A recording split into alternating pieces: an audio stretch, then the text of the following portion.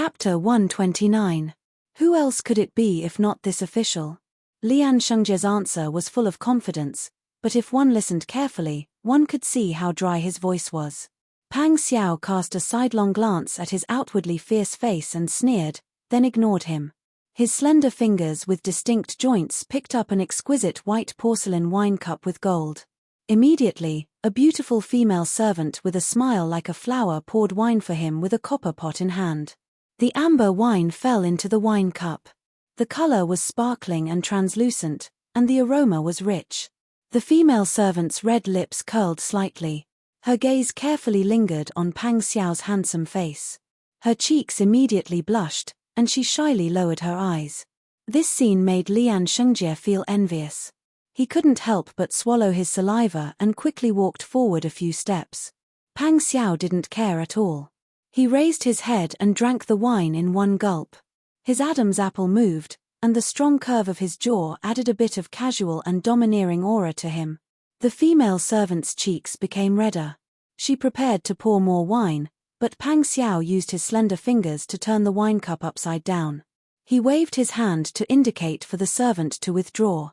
He cast a sidelong glance at Lian Shengjie and lazily said, "Official Lian must have received your Majesty's decree. Otherwise, you wouldn't have grown so bold and not saluted when you see this king."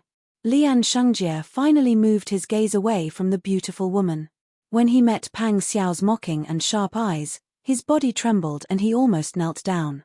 Cough, this official came by imperial decree. Unlike some people, who came without permission. Lian Shengjie said with extreme apprehension.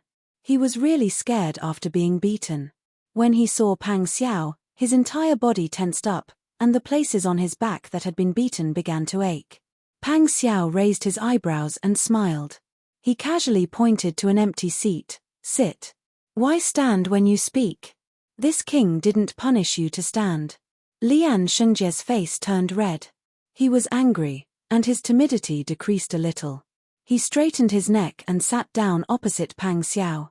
Seeing that the two people from Daeju didn't seem to get along, the minister of Honglu was so nervous that his palms were sweating. He was afraid that the two would fight because of a disagreement. If something like this happened under his watch, the emperor would definitely be angry. Seeing that Lian Shengjie had taken his seat and was no longer speaking, the minister of the Chamberlain of Dependencies let out a sigh of relief. He ordered the several officials accompanying him to take their seats as well, and then ordered the banquet to begin with singing and dancing. The elegant sound of the wind instruments was melodious and pleasing to the ears. The young dancers were dressed in gauze, and their movements were graceful. In the magnificent flower hall, there was a bit of ethereal beauty. In addition, there was a table for 8 with red brocade and peony flowers on it, and there was a jade plate of delicacies and fine wine on it. Lian Shengjie ate delicacies and fine wine, and had beauties serving him. His gaze was fixed on the dancing young girls, and he felt both physically and mentally comfortable. His tense mood instantly relaxed. Pang Xiao cast a sidelong glance at Lian Shengjie's foolish appearance. He took the wine pot from the female servant's hand and poured himself a drink. His eyes that were admiring the singing and dancing were extremely cold. It was as if he didn't see this beautiful scene in the slightest. When the minister of Honglu and the other Dayan officials saw the completely opposite attitudes of Pang Xiao and Lian Shengjie, they each had their own guesses. They didn't dare to participate in the battle between the two and only silently accompanied them. After 3 rounds of wine, Lian Shengjie was completely relaxed. His mood also rose because of the wine. "Prince Zhongshiren, you came to Dayan without permission. What is the punishment for this?" The originally imposing words were spoken with a heavy stutter after he was drunk, and he didn't have any confidence. Pang Xiao lazily said, "The two countries have successfully negotiated peace and become friendly neighbors. This king is just traveling around. What crime is there? You are twisting words and forcing logic. You are the commander of the Tiger Army. Don't you know the importance of your position? Your Majesty didn't allow you to travel, but you decided on your own. Do you know that you have angered your Majesty?" Lian Shengjie was drunk and slammed the table angrily. The singing and dancing suddenly stopped. Everyone was frightened by Lian Shengjie's sudden anger and kept quiet out of fear. The minister of Honglu didn't dare to participate in Daju's matter. He quickly got up and waved his hand to lead everyone away. The scene that was singing and dancing a moment ago was now strangely quiet. Pang Xiao drank a mouthful of wine and was too lazy to speak. Lian Shengjie saw that Pang Xiao didn't speak and sneered, "If you don't speak, it means that you are afraid. Let me tell you, Pang Zhishi. I have seen that you have been rampant for a long time. You have always been disrespectful to us, the old officials of Beiji. We have been loyal to your majesty, but you have been picking on us and beating and scolding us. Fortunately, His Majesty is wise and has seen through your domineering nature." Pang Xiao dug his ears. "Are you done? His Majesty asked this official to ask you why you didn't return to the capital and came to Dian instead. Why aren't you answering? When a general is outside, he is not subject to military orders." Pang Xiao put down the wine jug. The bottom of the brass jug lightly touched the table, making a talk sound. Besides, this king has his own reasons for this king. Lian Shengjie saw that Pang Xiao didn't explode and scold him like before. He couldn't help but sneer in his heart. So what if he has the Tiger Army's Tiger Tally? So what if the 100,000 Tiger Army is brave and good at fighting and can fight 1 against 10? Even if Pang Xiao is a king, he still has to bow down to your majesty. He is also afraid of the old officials of Beiji and the north-settling Marquis Jizuyu's Dragon Stallion Army, not to mention that the Dragon Stallion Army has sufficient military strength. Years ago, when the Great Zhou dynasty conquered the lands of northern Ji, Pang Xiao led the brave Tiger Army and slaughtered the vanguard. Even though the officials had already surrendered, Pang Xiao still dragged them out and fed them to the dogs. His viciousness had already made the old officials of northern Ji fearful. These people have now submitted to Daju. In their hearts, Pang Xiao was the culprit that caused the destruction of Beiji. How could they not hate Pang Xiao? Moreover, your majesty is afraid of Pang Xiao's military strength. Jizuyu's Dragon Stallion Army is growing stronger day by day. It is a sharp weapon that keeps the Tiger Army in check. However, Pang Xiao doesn't know how to restrain himself. He is still arrogant and makes a scene at every turn. Lian Shengjie, as an official of Beiji who surrendered to Daju, has already disliked Pang Xiao for many days. Now that he saw that Pang Xiao only said, "When a general is in a foreign country, he will not obey orders," he was so proud that he was about to float. "You have been proud for too long." Lian Shengjie laughed and said, "Old brother, let me give you a piece of advice. Restrain yourself. Now that you have explained to me properly, I can also put in a few good words for you in the letter to your majesty. Otherwise, I'm afraid you won't even know how you died. Moreover, it is not me who wants to ask why you came to Dian. It is your majesty who wants to ask." As Lian Shengjie spoke, he stood up with his arms on the square table. He leaned over and pretended to listen, but his face was full of mockery. Come. Tell me about it first." Pang Xiao kept smiling with his eyes down and played with the golden wine cup in his hand. Huzi, who was beside him, was so angry at Lian Shengjie's proud face that his face turned purple. He wanted to rush up and break Lian Shengjie's neck. Lian Shengjie saw that Pang Xiao still didn't speak. He leaned forward and smiled proudly. "Why aren't you talking? You said that you have your reasons. Why don't you tell me your reasons?" Pa. A crisp sound. Lian Shengjie covered his swollen face in disbelief and looked dazedly at Pang Xiao.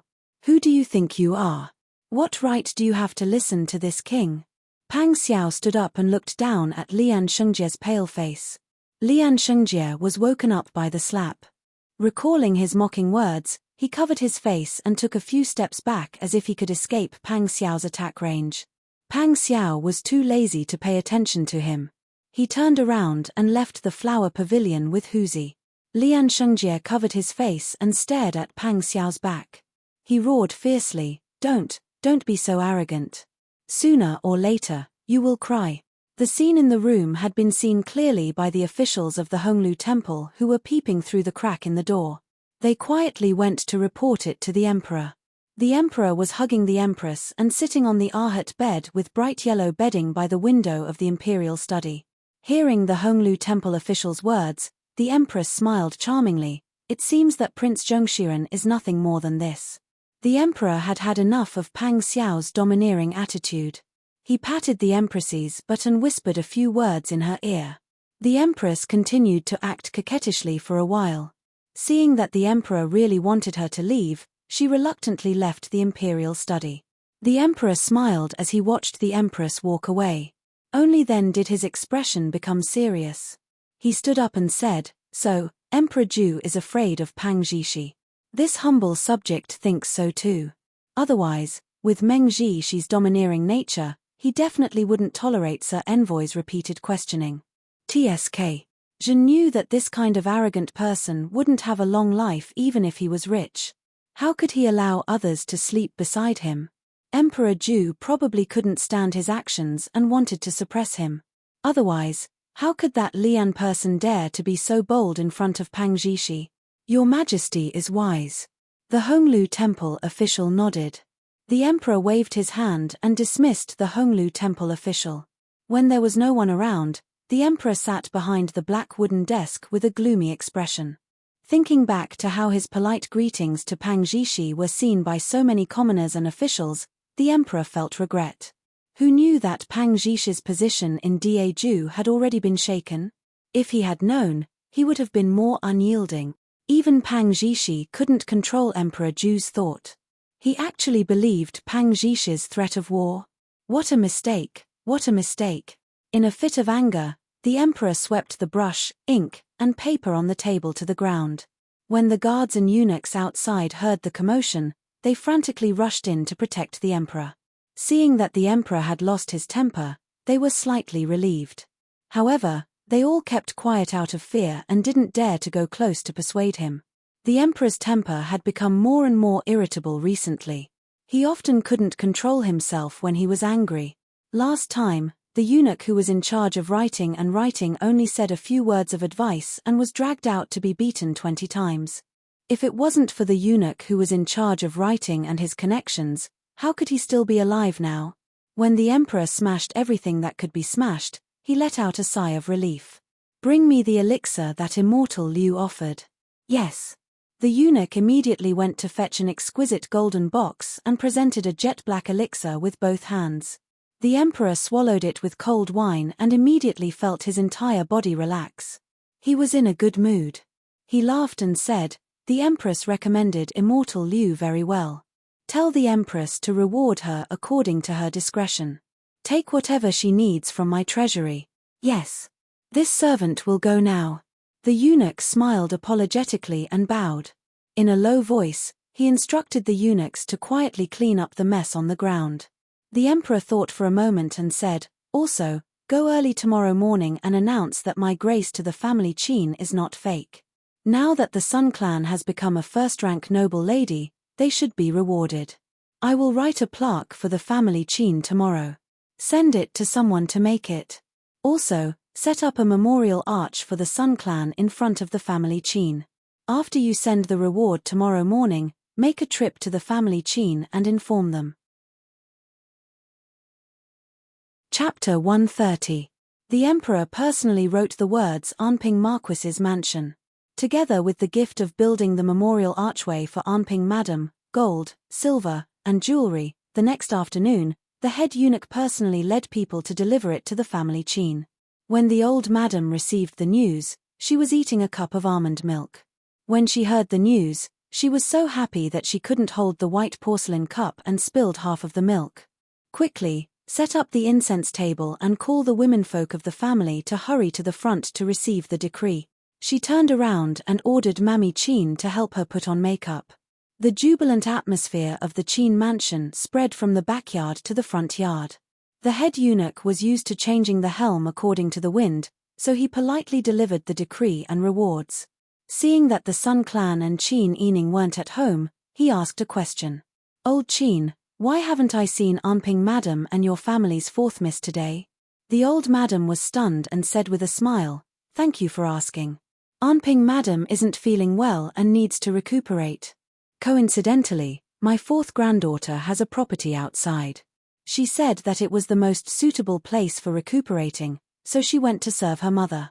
Since you came to give the rewards, I didn't have time to bring them back because I was in a hurry. Although the head eunuch was smart and saw the old madam's embarrassment, he didn't dare to offend Qin Huayuan and didn't dare to ask the old madam. Since that's the case, I ask old Qin to order people to lead the way.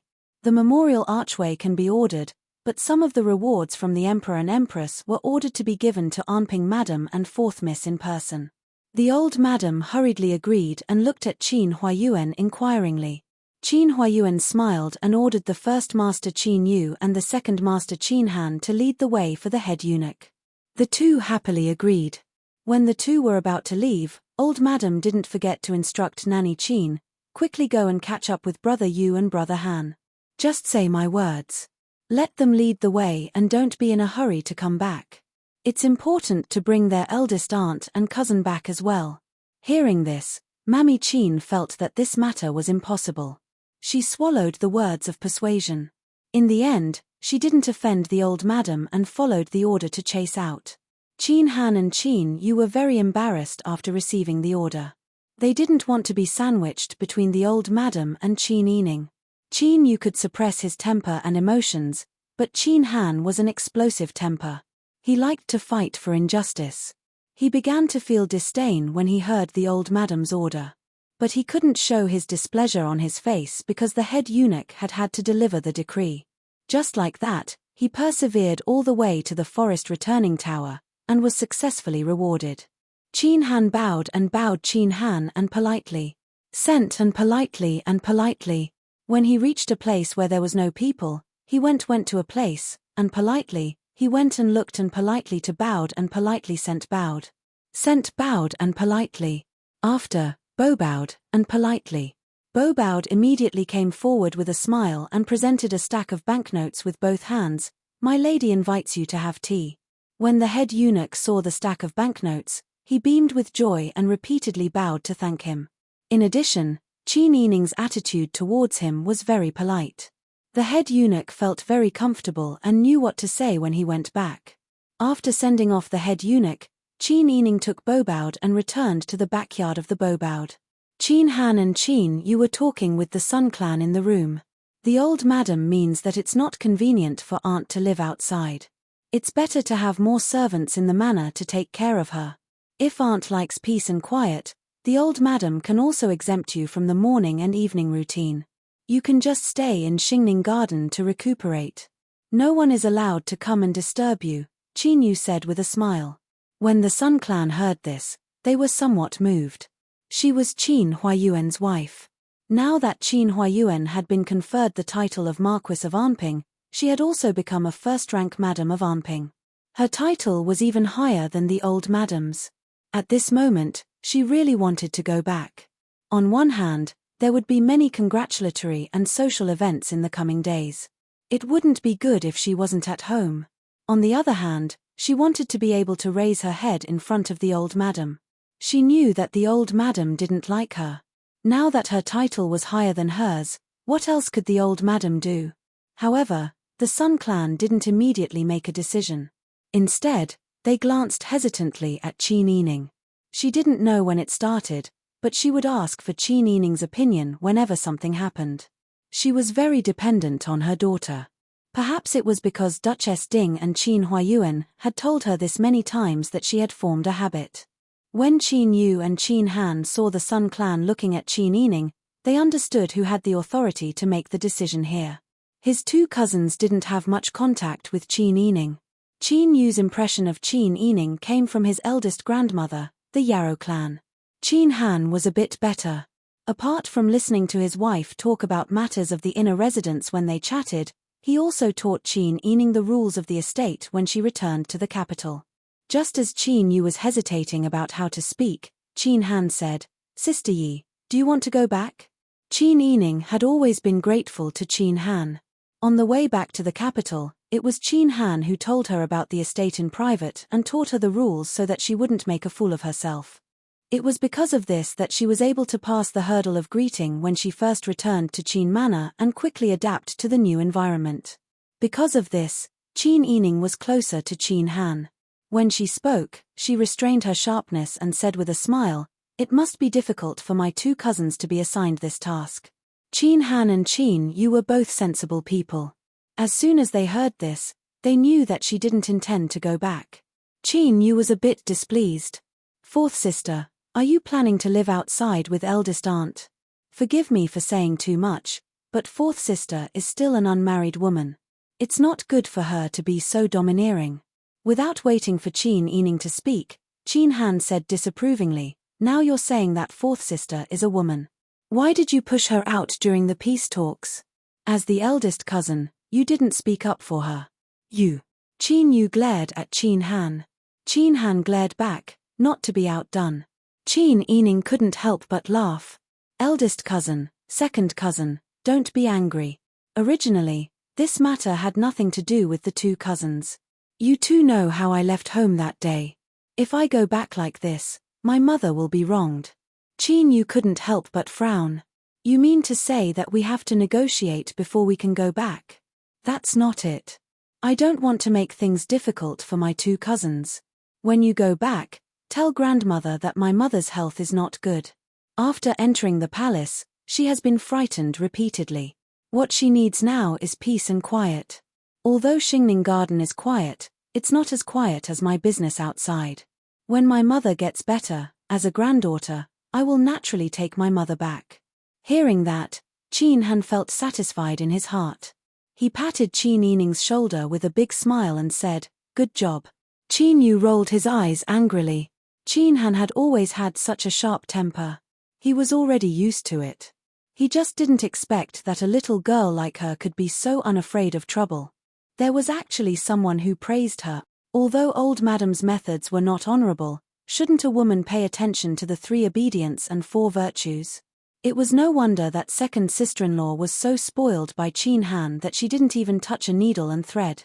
Forget it. Qin Yu stood up, brushed his robe, and bowed to the Sun clan. Since eldest aunt has made such a decision, the 2 of us should take our leave and go back to report to old madam. The Sun clan was a little nervous, but in the end, they didn't have any intention of rebelling against Qin Yining. After Qin Yining sent his 2 cousins away, the Sun clan immediately pulled Qin Yining and said, Sister Yi, aren't we making things difficult for your father by staying here? Tell mother, what happened that day? Why are you obstructing me and not letting me go back? Chapter 131. Qin Yining knew that Sun clan was suspicious and would definitely ask, so he wasn't in a hurry to answer. He first smiled and brought over a cup of warm honey black tea. Then, he placed his hands next to Sun clan's hands and comforted her. Mother, don't be anxious. Father has tacitly allowed us to live here, so he won't feel embarrassed. Besides, we're only going back a few days late. There won't be any major problems in the Fu. It's not that I don't want you to go back, but if you want to go back, we have to go back with dignity. Dowager Duchess will have to give us an explanation. If we go back with a proper reason, we'll feel proud. Qin Yining's voice was soft and unhurried, making people feel comfortable. The aroma of the black tea and honey lingered around the nose. Sun clan couldn't help but take a bite. It was warm and sweet in the mouth, warming her heart. Looking at Qin Yining's gentle smiling face, Sun clan sighed and said, Sister Yi, tell mother the truth. When I was dragged out to be beheaded that day, did Dowager Duchess make things difficult for you? It can't be considered as making things difficult. Qin Yining smiled. He didn't want to expose his mother, so he vaguely said, Mother also knows Dowager Duchess's temperament. Besides, she's the head of the family Qin. What she has to consider is not only the safety of one person, but also the interests of the whole family. It's already been a while, but you're still speaking up for your grandmother. Sun clan sighed and took Qin Yining's hand and patted it. Your grandmother is very snobbish. In order to curry favor with that bitch Cao Yuqing, she didn't even care about her face. I've been thinking about it carefully these past 2 days. His Majesty suddenly wanted to kill me. When the news reached home, you all must have been shocked. In fact, even if you don't say it, I can guess that Dowager Duchess must be afraid of getting into trouble and can't wait for me to die. Sun clan's tone was angry, but Qin Yining could see that Sun clan wasn't as arrogant and domineering as before. Although she was also angry now, she wouldn't blindly make a scene to vent her emotions. Sure enough, the cruel reality was the best teacher. Only by going through trials and tribulations could a person grow up quickly. Mother, don't be angry. We just need to take one step at a time. As for what others think and do, it's not something we can control. We'll just have to deal with whatever comes our way.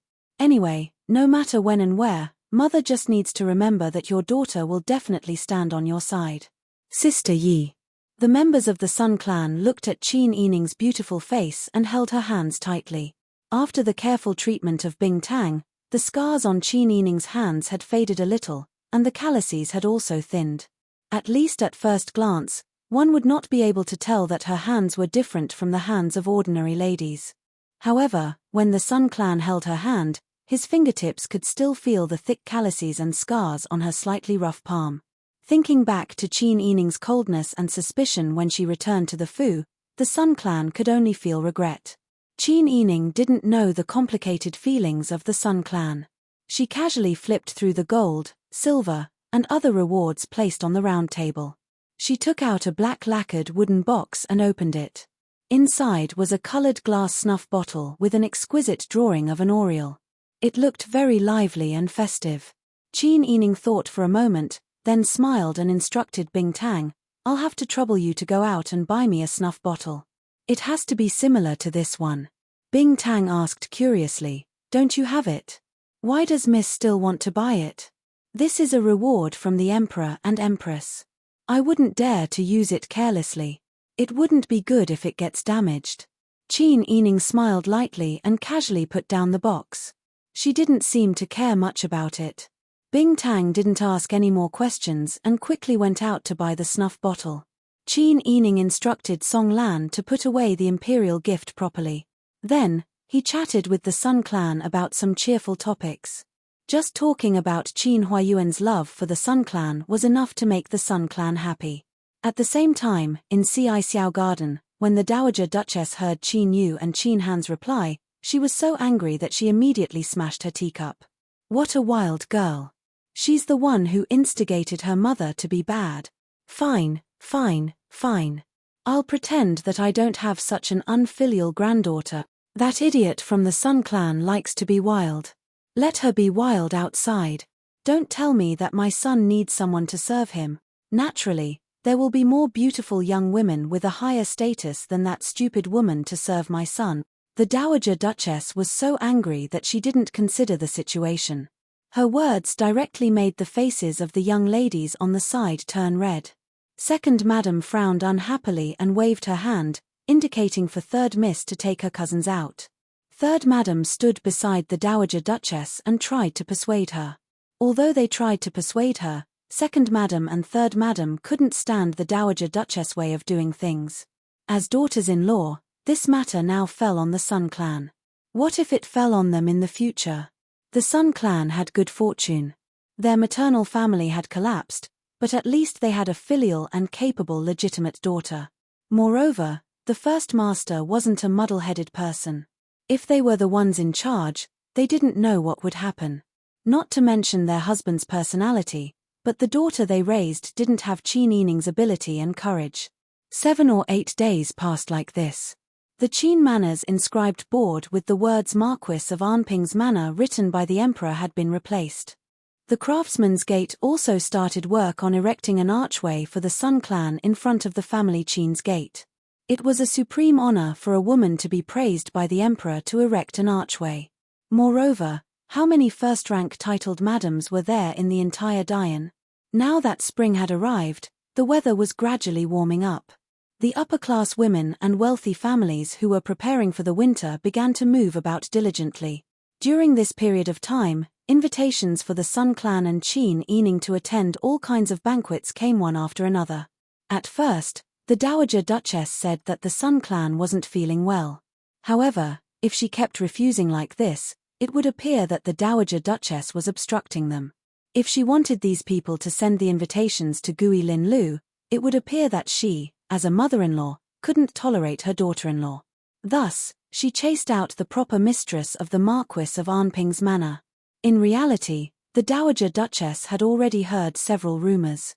Each of them speculated that she couldn't tolerate her daughter-in-law and wanted to fight for power with her daughter-in-law. The Dowager Duchess got up early in the morning and instructed Mammy Chin to go and persuade Qin Yining and the Sun Clan to return. However, in the morning, Mammy Chin also returned in low spirits. The Dowager Duchess finally couldn't take it anymore. She called Qin Huayuan, who had just returned home from the Yamen, to come over and reprimand him. However, Qin Huayuan spoke with conviction. In the end, it wasn't this son who drove my wife and daughter away. This son is busy with court affairs and doesn't have the heart to manage these matters. Mother should share this son's burden. You mean you want me to go invite people? The Dowager Duchess was flabbergasted. Qin Huayuan smiled and said, Mother is an expert in managing the family. How could this son understand these matters? Mother should make the decision. After he finished speaking, he hurriedly took his leave and went to the study in the outer courtyard to see his aides. The Dowager Duchess was so angry that her teeth itched. In the end, it was more important to preserve her face. She could only instruct Mammy Chin, prepare the carriage. I want to personally go to Gui Lin Lu. I don't believe that damned girl can still be arrogant when she sees me. Mammy Chin complied and hurriedly instructed people to prepare the carriage. Chapter 132. Young lady, this servant was just chatting with someone outside. Bing Tang excitedly entered the room and said, this servant went to take a look and went to the front to ask about young lady's whereabouts. It was Mammy Chin. Young lady is really good at scheming. Old madam really came in person. How could she not come in person? Qin Yining played with the brand new snuff bottle in his hand and said with a smile, these 2 days, the people who came to call us back have never stopped. Something must have happened in the Fu again. Old madam needs my mother to support the front, and I'm afraid she can't handle it herself. Bing Tang, go and invite madam to come here. Let Song Lan receive the distinguished guests outside. Yes. Bing Tang's big round eyes were full of excitement as she ran out. Not long after, Mother Jin, Cai Ju, and Cai Lan accompanied the Sun Clan into the door. The Sun Clan sat down beside Qin Yining and smiled. Is there something good? Just now, I saw that Bing Tang girl smiling so happily, as if she had picked up a big gold ingot. Qin Yining stood up and went to bring some fruits and pastries for his mother. He also brought a bowl of hot tea and gently placed the blue and white porcelain bowl beside the Sun Clan's hand. The people outside said that old madam brought her personal attendants and condescended to come in person. The Sun Clan's hand that was holding the tea paused. They hadn't seen each other for many days. Now that they suddenly heard that old madam was coming, the Sun Clan actually felt nervous. Qin Yining saw through the Sun Clan's thoughts and smiled. Mother, don't be nervous. You just have to do things according to your heart. Moreover, you have never let old madam down in any way. That's right, it was old madam who didn't care about her feelings at all. When something happened at Duke Ding Fu, old madam's first thought wasn't to comfort her, but to divorce her. After that, she had never stopped suppressing her. After Madame Cao married into the family, the abuse became even more severe. The Sun Clan's originally wavering heart became firm once again. Madam, young miss, old madam is here. Song Lan, who was standing in the corridor, replied with a smile. The members of the Sun Clan and Qin Yining looked at each other and stood up to greet him. Old madam looked at the fresh and elegant backyard of Gui Lin Tower and her heart was filled with anger. As soon as he entered the courtyard with white walls and black tiles, the tiles on the ground were clean and tidy. A tall osmanthus tree stood at the side. If it was autumn, the entire tree would be filled with the fragrance of osmanthus. Walking up the stairs, he saw that there was a light blue bamboo curtain embroidered with 100 butterflies hanging on the door of the main room. 2 green jade gourds were pressed against the corners of the curtain.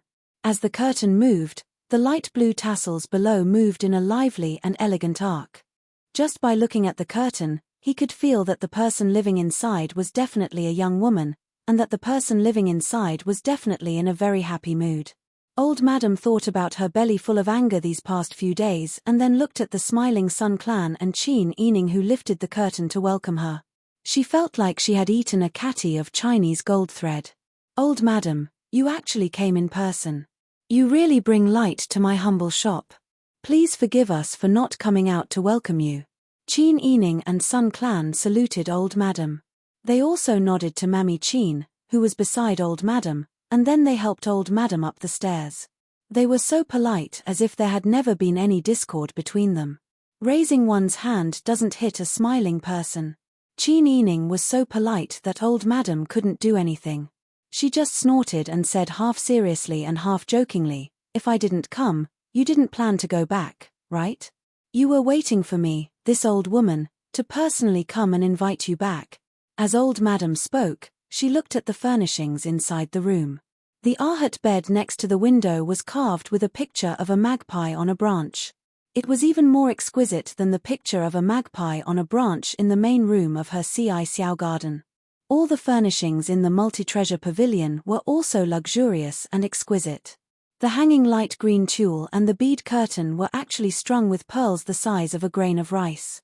Old Madam couldn't help but feel a little sour in her heart. No wonder the mother and daughter didn't want to go home. Living here wasn't much worse than living in the Fu. She didn't expect that Duchess Ding, that old noob, would casually give her granddaughter Zhao Yunxi to have such a background. She didn't know how much background Zhao Yunxi had. Unfortunately, this thing was under Qin Yining's name, so she couldn't do anything about it. Old Madam unconsciously held the bead curtain in her hand. Her face was gloomy, and the greed and indignation in her eyes couldn't be hidden. Upon seeing this, Mammy Qin frowned and helped Old Madam up, for fear that she would be found out. However, Qin Yining said with a smile, "Old Madam, please take a seat. That's a bead curtain bestowed by the Emperor. Old Madam, look at the quality of the pearls, is it good?" Old Madam was so scared that she immediately withdrew her hand. If the bead curtain bestowed by the Emperor was broken, she couldn't bear the responsibility. As Old Madam sat down, she praised, "In the end, it's a gift from the Emperor. When it's hung up, the entire room becomes bright. The Emperor enjoys the riches and honor of the Emperor, so naturally, he bestows good things." On the side, Mother Jin, Cai Ju, Bing Tang, and the others all lowered their heads to hold back their laughter. The Sun Clan coughed to hide their laughter and brought a cup of tea for Old Madam. Then, they brought a cup of tea and sat down next to Old Madam. "Old Madam, how have you been these days? Daughter-in-law, your complexion is much better than before.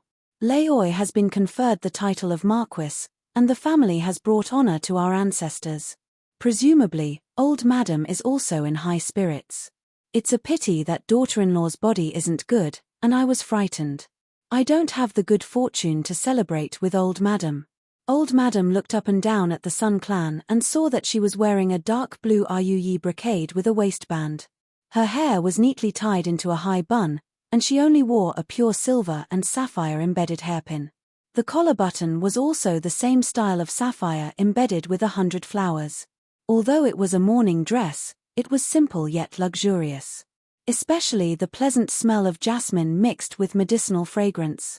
It was actually this year's newest popular jasmine hair oil from the capital's Jiaorong workshop. Jiaorong workshop had risen overnight because its rouge and face powder had medicinal ingredients. The ratio was extremely refined, and the effect was particularly good. The jasmine hair oil used by the Sun Clan could make the dark hair more supple and also let the white grow slowly. Now, it was already sold for 50 taels of silver per jar. Now, being able to use the rouge and face powder produced by Jiaorong workshop was already a symbol of the status of noble women. Old Madam had gotten a small jar a few days ago. She wanted to hold a banquet before using it. It would also appear dignified. She didn't expect that the Sun Clan would actually use it as ordinary rouge and face powder on a daily basis. Where did the Sun Clan get so much money? Naturally, it was given by Qin Yining or Qin Huayuan. The sourness in Old Madam's stomach was about to materialize, and her words couldn't help but have a sour taste. "What are you saying? I see that you are very happy. You use Jiaorong Workshop's rouge and face powder, wear silk and satin, and eat delicacies. You don't look like you're recuperating from an illness. Instead, you come out to enjoy. If it was someone who didn't know better, they would probably guess that you have a new patron." When the Sun Clan heard this, Their faces immediately sank. It seemed that her soft-heartedness was a sign of stupidity. People like Old Madam didn't deserve to be soft-hearted. Before the Sun Clan could speak, Qin Yining smiled and put a plate of desserts in Old Madam's hand. "Grandmother, eat some desserts to avoid bitterness." "You." Old Madam angrily glared at him. Qin Yining smiled and said, "I only hate that I'm a woman. Otherwise, I would definitely rely on my own efforts to earn a phoenix coronet and robe for my mother. Now, I'm only provided with extravagant clothing and food. How can that be considered as enjoyment? Eating well, wearing well, and using well isn't the ultimate enjoyment in the world. Being glorified and envied by tens of thousands of people is enjoyment." Qin Yining's words both suppressed and praised Old Madam.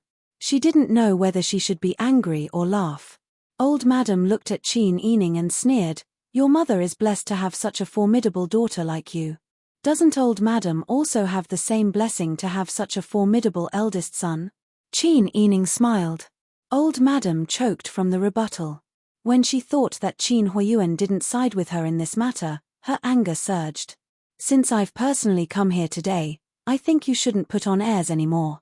Quickly pack your things and follow me back. Sun Clan, you're my family's matriarch after all. Now, you're a first-rank noble lady.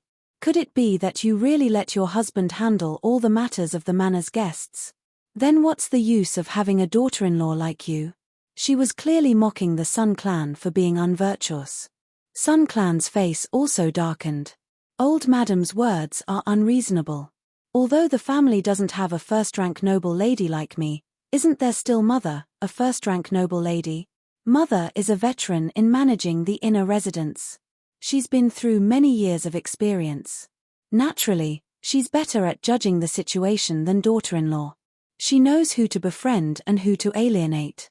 She was secretly mocking Old Madam for being fickle. Old Madam's face was so gloomy that water could be squeezed out of it. Sun Clan's face was also gloomy and they weren't willing to back down. Qin Yining stood to the side and silently played with his snuff bottle. The atmosphere in the room was like a layer of frost on a winter day. After a moment of deadlock, Old Madam gritted her teeth and softened her voice. "Sun Clan, if you return to the manor now, it'll look good for everyone. Moreover, there's still concubine Cow in the manor. Are you at ease leaving your husband in the hands of only concubine?" Sun Clan's heart was bleeding, but they didn't seem to care. Daughter-in-law isn't a jealous woman. If Laoi likes, daughter-in-law can take in 8 or 10 beautiful concubines to serve Laoi. However, I don't know how Old Madam will explain it to concubine Cow at that time. You stupid woman." Old Madam finally couldn't bear it anymore. She stood up and raised her hand to slap Sun Clan's face. Sun Clan's members were so frightened that they cried out in alarm. Qin Yining hurriedly stepped forward to stop her. But in the midst of the panic, Old Madam's slap landed on Qin Yining's hand and sent the snuff bottle she was playing with flying to the ground. The colored glass snuff bottle made a sharp shattering sound, and a strong smell of mint filled the room. Old Madam wanted to get angry again, but Qin Yining said with a pale face, "It's over, it's over. Grandmother, you've caused a big disaster." That snuff bottle was the Empress Dowager's favorite item when she was alive. It accompanied the Empress Dowager for more than 30 years. Even the Empress had to kneel down when she saw that snuff bottle. "His Majesty just rewarded it to me, yet grandmother broke it. If His Majesty finds out, how will we explain it?" Chapter 133. Qin Yining anxiously shed tears and choked with unwillingness. "When the imperial gift came, the emperor ordered us to use it as we wished. Such an exquisite item, we naturally took it out and used it. Old Madam broke it. Not only did she casually destroy the imperial gift, but she also blamed us for obeying the imperial edict. It's really unreasonable." Old Madam was so anxious that her forehead was sweating. 2 more white hairs were about to grow. "Old Madam, that was the snuff bottle that the Empress Dowager used when she was alive. Even the Empress had to kneel when she saw it. How dare you, how dare you?" Sun Clan finally recovered and covered their faces as they sobbed. "What snuff bottle? I've never seen it before. I don't know what you're talking about." Old Madam snorted and calmly turned to leave. When she passed by the bead curtain, she lifted the curtain with extra caution. Mami Chin, Ji Seong, and Are Yu Yi recovered and hurriedly bowed. They followed Old Madam out in a panic. The entire room was silent. The mess of the broken snuff bottle on the ground and the smell of mint snuff in the air proved the fast just now. Song Lan and Bing Tang looked at each other and quietly went to the courtyard to check. After confirming that Old Madam and the others had gone far away, they couldn't help but laugh. Mother Jin helped Sun Clan to sit down and instructed Cai Ju and Cai Lan to take a dustpan to clean up the broken pieces on the ground. She smiled and said, "That day, when Miss asked Bing Tang to find a similar snuff bottle, you had already calculated this, right?" "Yes." Chin Ening smiled happily. "I didn't expect her to be even more cowardly than I expected." Sun Clan couldn't help but laugh when they thought of Old Madam's fleeing appearance. The anger and grievance that filled them just now dissipated along with the laughter. However, after laughing, she was also puzzled and worried. "Sister Yi, if your father knew that you teased Old Madam like this, he wouldn't like it. Don't look at how he tacitly allowed us to live here. Your father is the most filial person. If Old Madam really thinks that she broke the imperial gift, and it's even something that the Empress Dowager has used before, she will be afraid when she goes back. She might even fall seriously ill." Speaking of this, the Sun Clan member frowned worriedly. "If your father asks, just say that it was my idea. Anyway, I don't have a good image in the eyes of the family Qin people. You are different. You will still have to talk about marriage in the future." Qin Ening was deeply moved. He sat beside the Sun Clan and hugged her waist, acting like a spoiled child. "Mother dotes on me. Don't you care what father says about you? I'm not afraid. Your father and I have been husband and wife for a long time. It's not like we've never had a falling out before. Anyway, I don't have the backing of your landlord's family, so this is how it will be in the future." The Sun Clan was now used to Qin Ening's closeness. He patted her shoulder and said, "You're different. You're an unmarried girl. You're different from me. Mother, you treat me so well." Qin Ening smiled and hugged the Sun Clan. The Sun Clan's heart ached when they heard this. In fact, she really didn't treat Qin Ening well. Although she worked hard to get familiar with Qin Ening and treated her well, they had only known each other for a short time. The care she gave to Qin Ening was far less than what she gave to Qin Huaining. Now that Qin Huaining was like this, it formed a strong contrast with Qin Ening's filial piety and loyalty. The more easily Qin Ening was satisfied, the more guilty the Sun Clan felt. She gently rocked Qin Ening, as if coaxing a baby in swaddling clothes. "Mother will treat you well in the future. Mother, as long as you take good care of your body, that will be the best for your daughter." Qin Ening's tone was satisfied and light. Mother Jin and the others couldn't help but tear up when they saw this scene. In the end, a friend in need was a friend indeed. Mother and daughter were connected by blood, so there would be a day when the clouds parted. Qin Ening lazily lay in the Sun Clan's arms and acted spoiled. She was afraid that the Sun Clan would be tired, so she sat up straight after a moment. After thinking for a moment, she called for Song Lan to come in and say, "Go and pack up our things." She then turned to Mother Jin and said, "I'll have to trouble Mother to pack up my mother's things. We'll go back to the residence in a bit." The Sun Clan said in surprise, "Why are we suddenly going back?" She thought that Qin Ening had made up her mind not to go back. It wasn't just the Sun Clan. Everyone had this question. Qin Ening burst into laughter. "Mother, we're staying outside for a while and not going back to the residence immediately because we want an explanation. We want you to return to the residence with glory so that no one will dare to look down on you.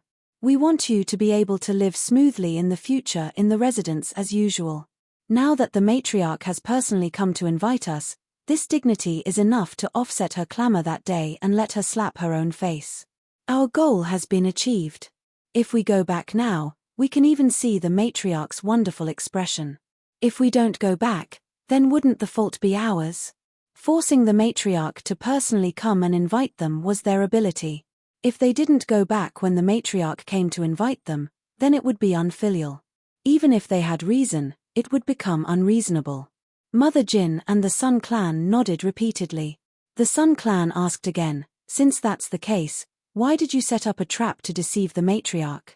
Qin Yining smiled and said, if we don't show our sharp claws, she'll probably think we're dead cats. With this incident, it'll be good for her to rest for a few days. But after all, the broken item wasn't the real imperial bestowed item. If she goes back and spreads it, wouldn't you be deceiving the monarch? The Sun Clan's expression turned ugly when they thought of this. Qin Yining comforted them, if she's a little bit smarter, she won't tell anyone about today's incident. Breaking an imperial bestowed item is a crime that she can't wait to push away. Why would she spread it? If she's not smart enough, she can ask father, but my father is definitely smart enough. He'll definitely suppress this news and ask me. The Sun Clan pondered for a moment and slowly nodded. She then asked, if your father asks you, how will you answer? Your father is very smart. You won't be able to fool him when he's free. Mother, don't worry. I naturally have a way to deal with it. Qin Yining smiled and said, let's make some preparations now and set off in a while. We'll rush back before dinner and pay respects to the matriarch. When the Sun Clan heard this, she lightly pinched Qin Yining's cheek. Bad girl. You're the only one with so many wicked ideas. Mother Jin laughed. It's fortunate that fourth young miss has an idea. Otherwise, we would have been bullied into the dust. The Sun Clan thought of the days she lived after Duke Ding's estate was destroyed. If it wasn't for Qin Yining accompanying her at all times and shielding her from all of her troubles, she might have already been driven crazy. The Sun Clan's arms around Qin Yining tightened. In less than an hour, everything had been packed. Qin Yining went to the front desk to see the shopkeeper. She instructed him to send someone to inform Master Zhong that she had already returned to the estate. She then rode a carriage with her mother back to the Qin estate. When the carriage slowly passed the street corner in front of the Qin estate, they saw craftsmen and people busily working not far away. They were rushing to set up a memorial arch for the Sun Clan. When they arrived at the entrance of the estate, the original plaque of the Qin estate had been replaced with a large gilded plaque with the words Marquis of Anping's estate inscribed by the emperor himself. The walls had been repainted, and the black tiles had been tidied. Looking at the entrance of the estate, the entire family Qin seemed to be full of vitality. Although the emperor was an incapable ruler, having a large plaque inscribed by the emperor himself was also a supreme honor. When the Sun Clan saw the words Marquis of Anping's estate, pride involuntarily rose in their hearts, and their backs straightened even more. Qin Yining ordered someone to pass on the message. Then, he helped the Sun Clan out of the carriage and whispered into the Sun Clan's ear, Mother is recuperating outside and hasn't recovered yet. Now that the matriarch has personally come to invite us, we can only return home out of filial piety. Mother, don't get angry when you encounter something. Just focus on recuperating and leave the rest to your daughter. The Sun Clan held back her laughter and nodded, I understand. Then, she generously leaned on Qin Yining and really looked a bit weak from her illness. At this time, the matriarch was as anxious as an ant on a hot pan. She pulled on Qin Huayuan's hand and said, Brother Meng, I have an important matter to tell you. Mother, please speak. The matriarch looked around and saw that there was only Mammy Qin attending to her, so she said, the snuff bottle that the emperor bestowed to Sister Yi was broken by Sister Yi today. I saw it with my own eyes. That was something that the Empress Dowager had used before. Even the Empress had to kneel down when she saw it. Say, Sister Yi, you're so careless.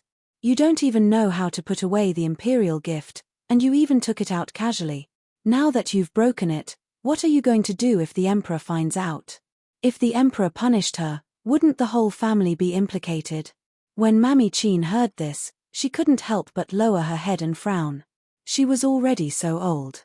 She had done something wrong and wanted to find her son to think of a way to remedy it, yet she didn't tell the truth. Qin Huayuan asked strangely, Sister Yi isn't a person with an arrogant temper. She also has a sense of propriety. Why would she deliberately break the snuff bottle bestowed by the emperor? When the matriarch heard this, the expression on the matriarch's face became a bit stiff. She said sourly, Today, I personally went to invite your good wife and good daughter to come home. Unexpectedly, I didn't manage to invite them back and even had to eat a meal. Sister Yi had a bad temper and broke the snuff bottle. Instead, she blamed it on me. Why is my life so bitter? To have such a seed that causes trouble in the family. As the matriarch spoke, she covered her face and sobbed. Mammy Chin, who was at the side, hurriedly took a handkerchief to wipe her tears and persuaded her in a low voice. Qin Huayuan understood the matriarch's temperament the best. Her words were full of loopholes and were really suspicious. Qin Huayuan looked inquiringly at Mammy Chin.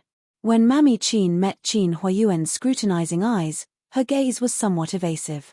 It wasn't good for her to directly expose her master, but it wasn't right to hide it from Qin Huayuan either.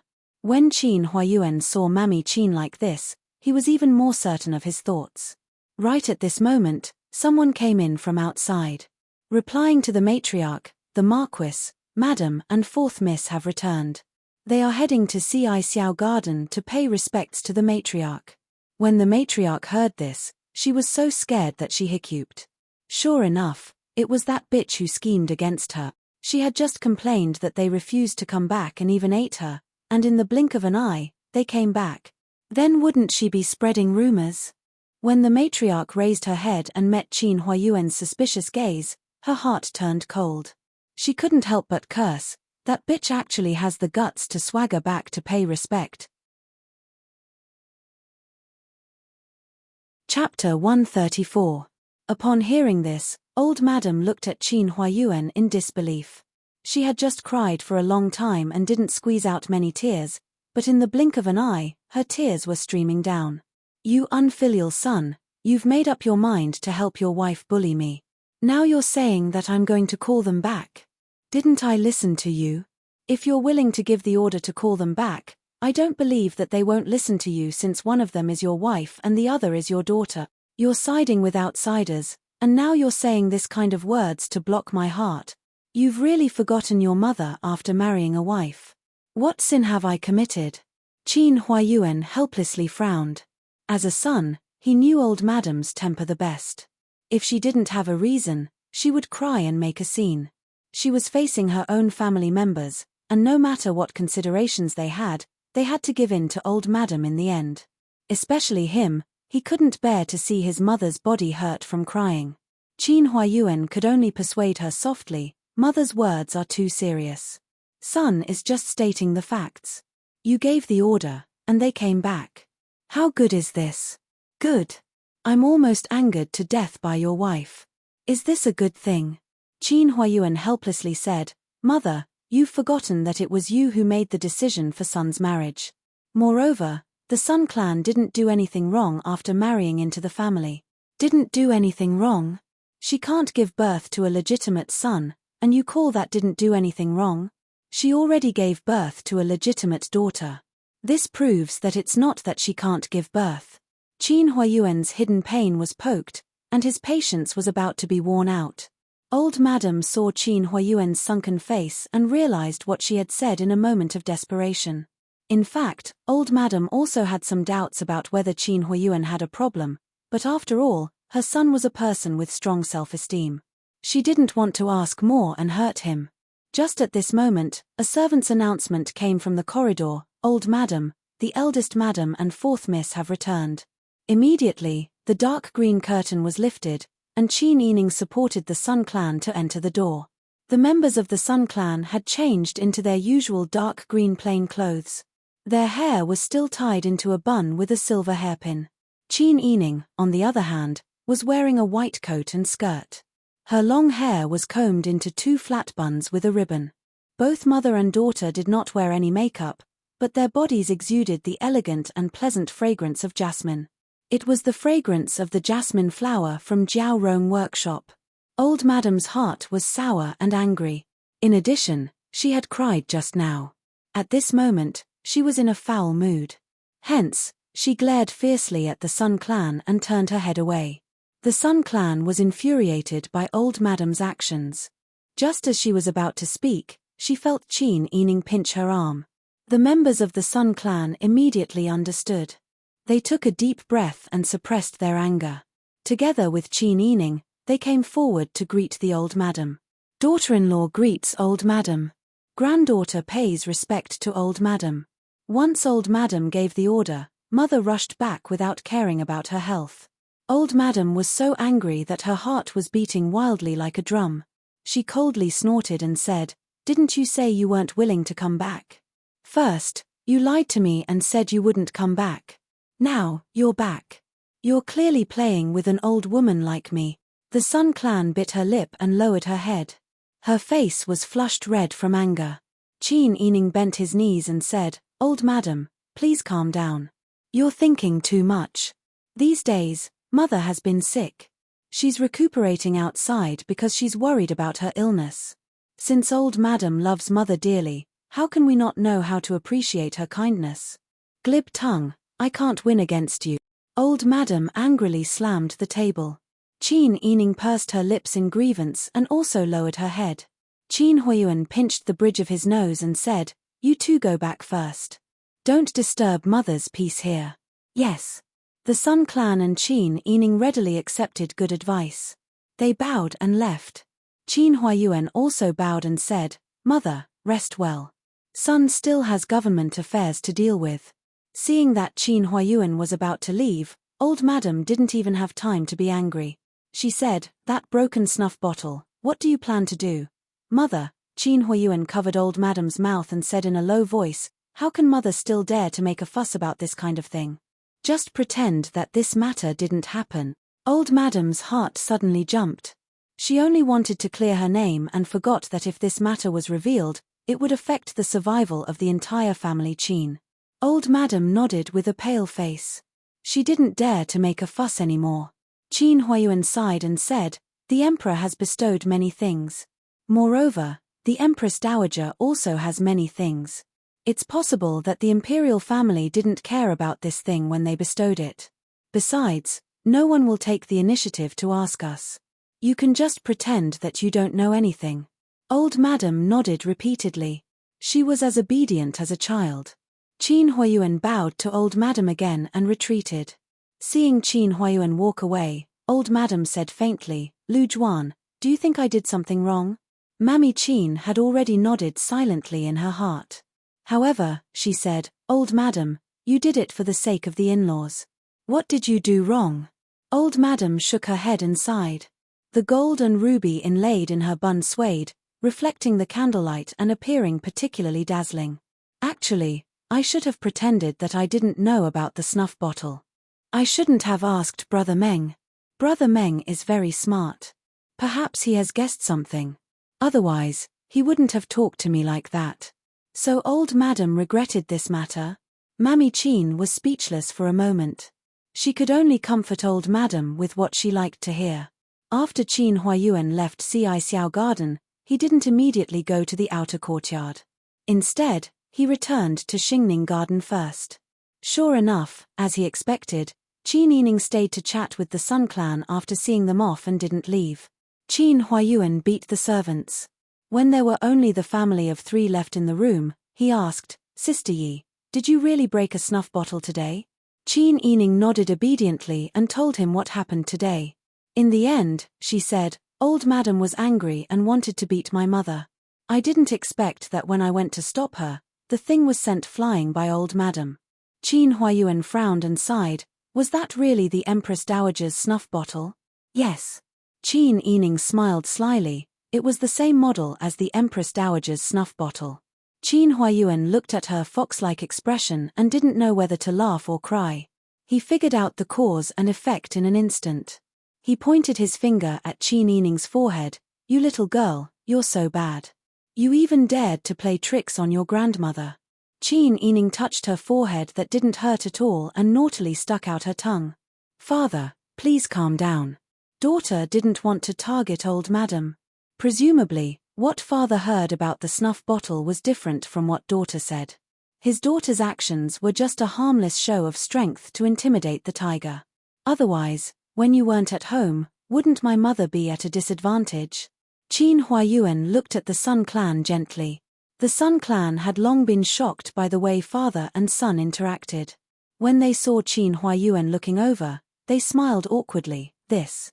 Master, don't be angry. It was all this concubine's bad idea." Qin Huiyuan smiled and waved his hand. "I know. This idea must have come from Sister Yi. You don't have to help Sister Yi. You're a kind and honest person, unlike Sister Yi, whose mind is full of schemes. The Sun Clan didn't know how to respond. Qin Yining snorted, "Father, are you praising your daughter?" Qin Huayuan patted Qin Yining's shoulder and couldn't help but laugh. Mother Jin, Cai Ju, and Songlan also laughed. Cao Yuqing stood in the corridor and listened to the laughter in the room.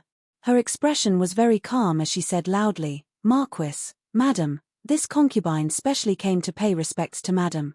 The laughter in the room stopped abruptly. Qin Huayuan's indifferent voice was heard, "Come in." Chapter 135. The room was brightly lit, and the exquisite carousel lantern hung under the dusty sky. On the lantern, there was a vivid picture of the 8 immortals crossing the sea. The bright and vivid characters slowly rotated, sprinkling a faint halo under Cao Yuqing's feet. She couldn't help but stop and look at it for a moment. This was the main hall of Xingning Garden, the place where Qin Huayuan stayed the longest, except for the study in the outer courtyard. Moreover, it was with another woman. Cao Yuqing lowered her long eyelashes. After a while, she passed through the floor-to-ceiling cover and went to the side room. Qin Huayuan and the Sun Clan sat on the left and right side of the Ruyi carved ahut bed by the window. Qin Huayuan leisurely drank tea. The Sun Clan's left hand, which wore a green jade bracelet, was playing with the fried pumpkin seeds on the plate. The jade bracelet on her snow-white wrist made a slight sound as it touched the low table. Qin Yining could see the Sun Clan's displeasure. He patted her shoulder to comfort her. Then he stood beside the Sun Clan and openly admired the beauty. The light green veil outlined Cao Yuqing's well-proportioned figure. Her long raven hair was tied into a falling horsebun and fixed by a golden-laid jade butterfly hairpin. Her steps were light as she walked. Her skirt was charming, her waist was graceful, her ears swayed, her lips were sweet, and her watery eyes were affectionate. She was as bright and moving as a delicate flower reflected in the water. It was said that she was already 30 years old. However, time seemed to treat her particularly well. It didn't leave any frost on her face. It only settled the temperament of a mature woman. With a flourishing appearance and a heart full of tenderness, Qin Yining believed that few men could escape the tenderness of such a beauty.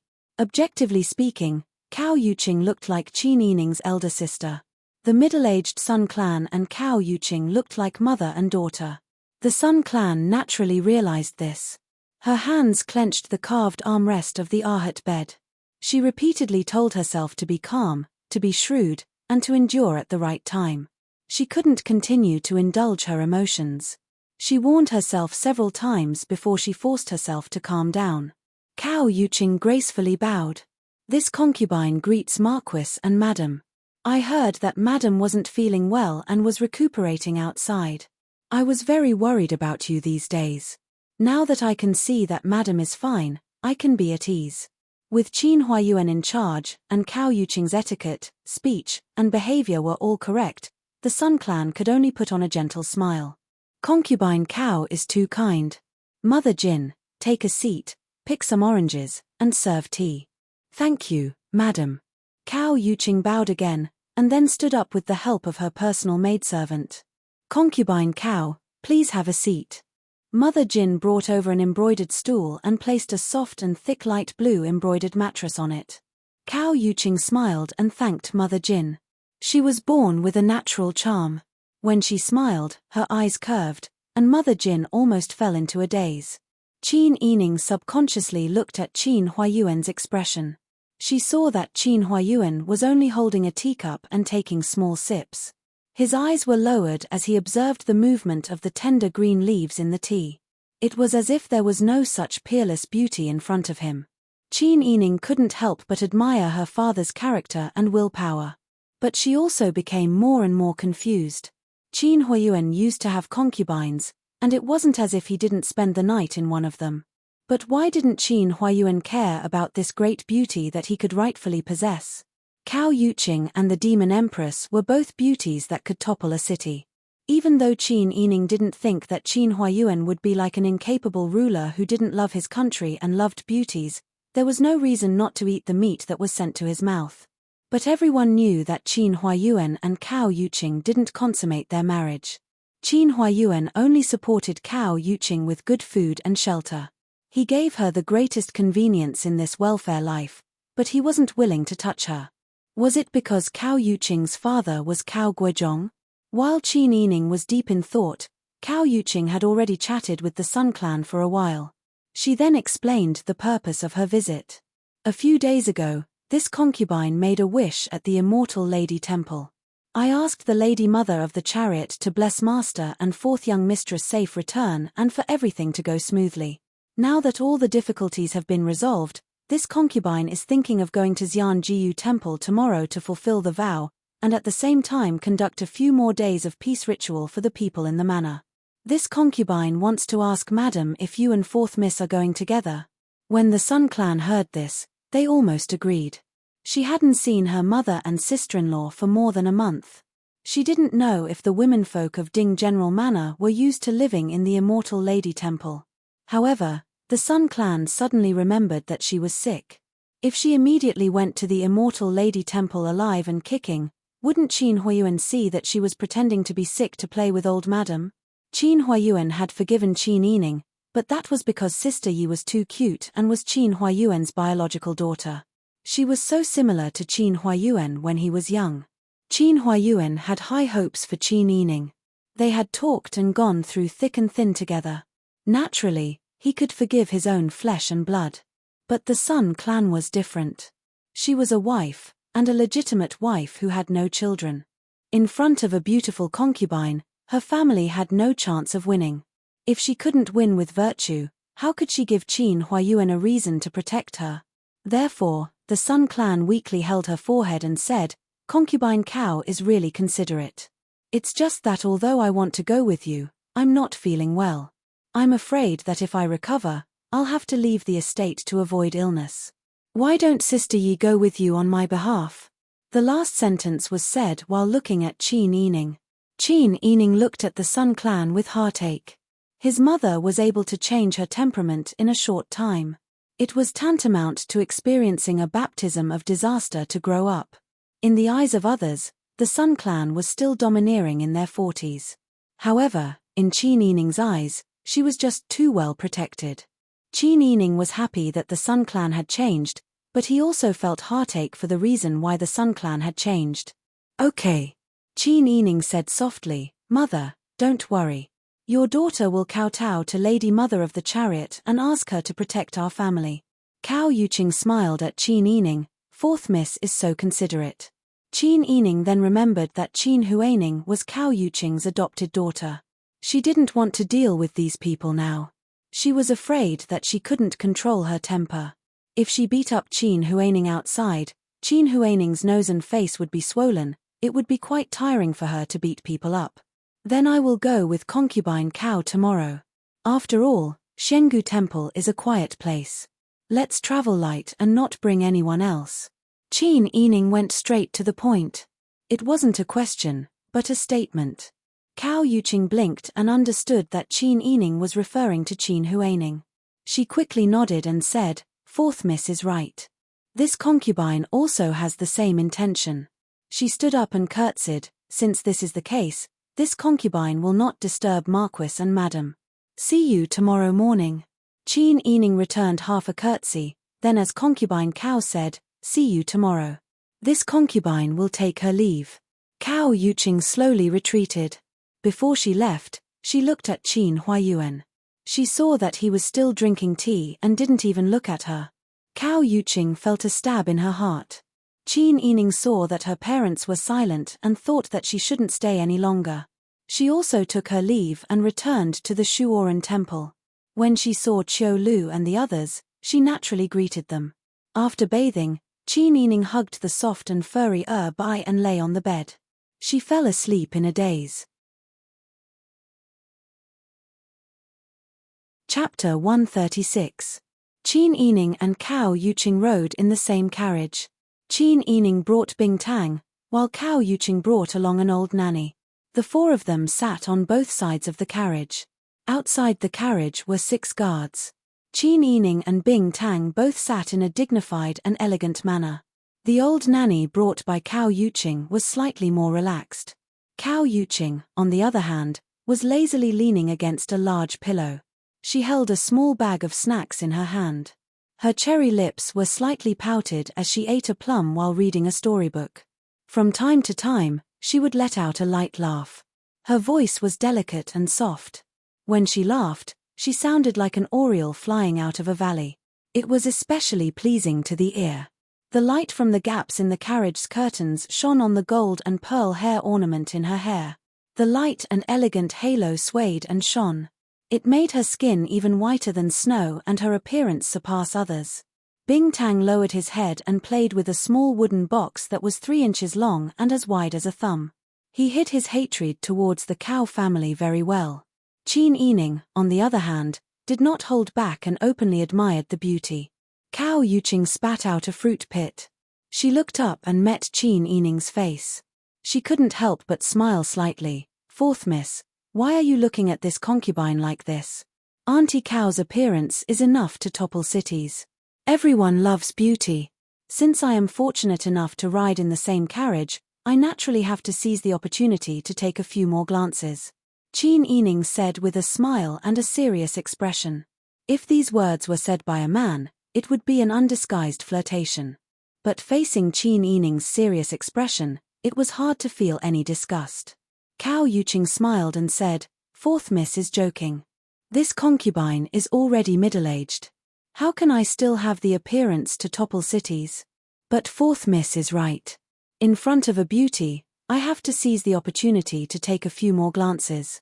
She threw the storybook aside and lazily propped up half of her body with her elbow. She began to admire Qin Yining. There was no hostility in her eyes. When she looked at Qin Yining's face, it was as if she was admiring a precious antique. If Qin Yining was an ordinary girl, she would have blushed by now. But that was not the case. She only felt that if Cao Yuqing wanted to look at her, then so be it. Anyway, she had looked at Cao Yuqing a lot, so it was fair. Besides, they were both women, so there was no need to care so much. Gradually, the way Cao Yuqing looked at Qin Yining's pretty face became even more gentle. Her gaze was so warm that it felt like spring water. His eyes gradually became empty, as if he was looking at someone else through Qin Yining. Qin Yining was keenly aware of the change in the atmosphere. When he thought of everyone's evaluation of his looks, he understood what was going on. Now that Qin Huayuan had grown a beard and had grown older, his temperament had changed. He was certainly no longer the man who was famous in the capital when he was young. Now, Qin Huayuan was an elegant and handsome middle-aged man with an air of immortality. What Cao Yuqing saw through his face was probably that Qin Huayuan who didn't grow a beard when he was young and was known as the wise Panan. "How long has Auntie known my father?" Qin Yining's words brought Cao Yuqing back to her senses. She blinked and smiled. "Knowing each other is mutual, so we haven't really known each other for long. However, before I got married, I saw the Marquis and Madam at a palace banquet." Qin Yining nodded in understanding. In fact, he could see that Cao Yuqing liked his father. It didn't matter whether Cao Yuqing was the daughter of the Cao Guozhong or not, nor did it matter why Cao Yuqing invited his mother to live in the palace, or what role she played in all this. It was undeniable that Cao Yuqing was extremely polite and restrained in front of his father. She even catered to him carefully. This kind of catered not only to fight for his favor, but also because she truly liked him. Before Cao Yuqing got married, his father should have been in his 30s. 30 years old was the prime of a man's life. He had lost his youthfulness and was at his most handsome, mature, and stable age. It was a pity that he was old when he was born. Qin Yining smiled faintly. "Recently, Auntie." Before he could finish, the carriage shook violently. The horses neighed, and then the guard scolded, "Who are you?" Qin Yining's heart trembled, and he hurriedly lifted the curtain to look outside. Cao Yuqing also lifted the curtain. Outside the carriage, they saw a group of men dressed like poor commoners. Each of them wore rags and held sticks in their hands. There were also a few people who held knives. There were more than 20 people surrounding the carriage. At this time, they were in the middle of nowhere. There were forests on both sides of the road. The road to the fairy temple was straight and clear, but there was no one passing by. Qin Yining shrank back into the carriage in fright. Seeing that Cao Yuqing was still looking outside, he hurriedly pulled her back. "Auntie, be careful and don't show your face. Did this person want to cause trouble?" With her appearance, if the mountain bandits saw her, even if they didn't have any evil intentions, they would have evil intentions. "What should we do? What should we do?" Bing Tang anxiously pulled Qin Yining. Cao Yuqing was also supported by the old Memar surnamed Lu. The two of them were trembling. The mountain bandits outside the carriage had already rushed up and fought with the guards. When the sticks collided, Qin Yining heard a rough man shouting, "That woman is very beautiful. Take her back and make her the wife of the bandit chief." Qin Yining and Cao Yuqing looked at each other, and their faces were filled with fear. "At this time, we can only take a gamble." Qin Yining casually pulled out a silver hairpin from his hair and held it in his hand. "Quickly find something that can be used as a weapon. Quickly prepare it." But they have knives." Cao Yuqing also learned from Qin Yining and pulled out a hairpin to hold. Who knew that as soon as he finished speaking, several screams could be heard from outside the carriage. It was the family Qin's guards who had been beheaded outside the carriage. A steel knife stained with blood lifted the curtain of the carriage, and a rough man with thick eyebrows poked his head in. Although his face was covered by a cloth and his face couldn't be seen clearly, when he saw Qin Yining and Cao Yuqing, he couldn't hide the amazement in his eyes. TSK, this little girl is really beautiful." As he spoke, he reached out his large hand towards Qin Yining's face. Qin Yining gritted his teeth and glared at the man. The moment his hand came close, he suddenly stabbed the hairpin into it. The man was caught off guard. Not only was there a bloody hole in his arm, but there was also a cut. Blood immediately spurted out. "Ah!" The man retreated. When his companions saw that he was injured, they all laughed loudly. The man was furious. He pointed the tip of his knife at Qin Yining and cursed, "Stupid girl, you're courting death." As he spoke, he threw away his knife and pounced forward. Qin Yining used all his strength to fight with the man. Although she was strong, she didn't know martial arts. Out of the 4 women in the carriage, she was the only one who could hold up. Cao Yuqing and senior servant Lu were so frightened that their faces turned pale and their bodies went limp. They didn't even dare to move. Bing Tang's resistance was ignored in their eyes. In the end, the 4 women were still caught. Cao Yuqing was so frightened that she screamed and fainted. Senior servant Lu supported her with tears and snot. Bing Tang was a bit calmer, but his face was also pale and his body was trembling. Chapter 137. What are we going to do? Of course, we're going to kill you. We're in the business of skinning people and pulling out their tendons. When we get back, we'll teach you all a lesson. Then, we'll skin you all and make lanterns out of you. Then, we'll slice your meat and feed it to the dogs." As the man spoke, it was as if he could already see the scene that would make him excited. He laughed heartily. The bandits behind him also laughed heartily. Bing Tang's body went weak from fear, but she forced herself not to faint. When senior servant Lu, who was supporting Cao Yuqing, heard this, she finally couldn't take it anymore. Her eyes rolled back and she fell to the ground. Cao Yuqing, who had already fainted, also fell to the ground with a dull thud. That person saw that although Qin Yining's face was pale, her eyes were calm, as if she was calmer than before. She didn't show any fear at all. A large, rough hand patted her cheek. TSK, little girl, you're not afraid at all. You should at least shed a few tears. That way, we'll be happy." Qin Yining tilted her head to avoid that person's hand. She sneered, "Aren't you all just looking for money? If you really wanted to kill us, you would have killed us in the carriage. Since you didn't kill us just now, then we're still useful. If the hostage is injured, I'm afraid it won't be easy to exchange for money. Then, we'll have wasted all of our efforts. You're really interesting, little girl. No wonder you're the daughter of an old fox." A man behind him shouted, "Why are you talking nonsense with her? Knock her out and bring her back."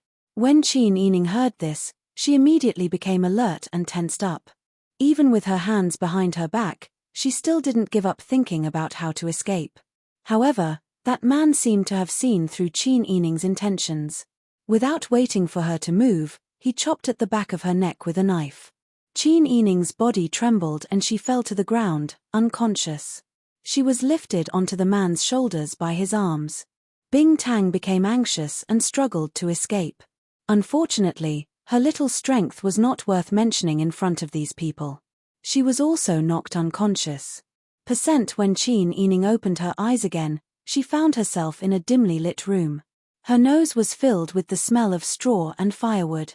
The smell of damp soil mixed with the smell of mold made her suspect that she had returned to the straw shed she lived in with her foster mother when she was young.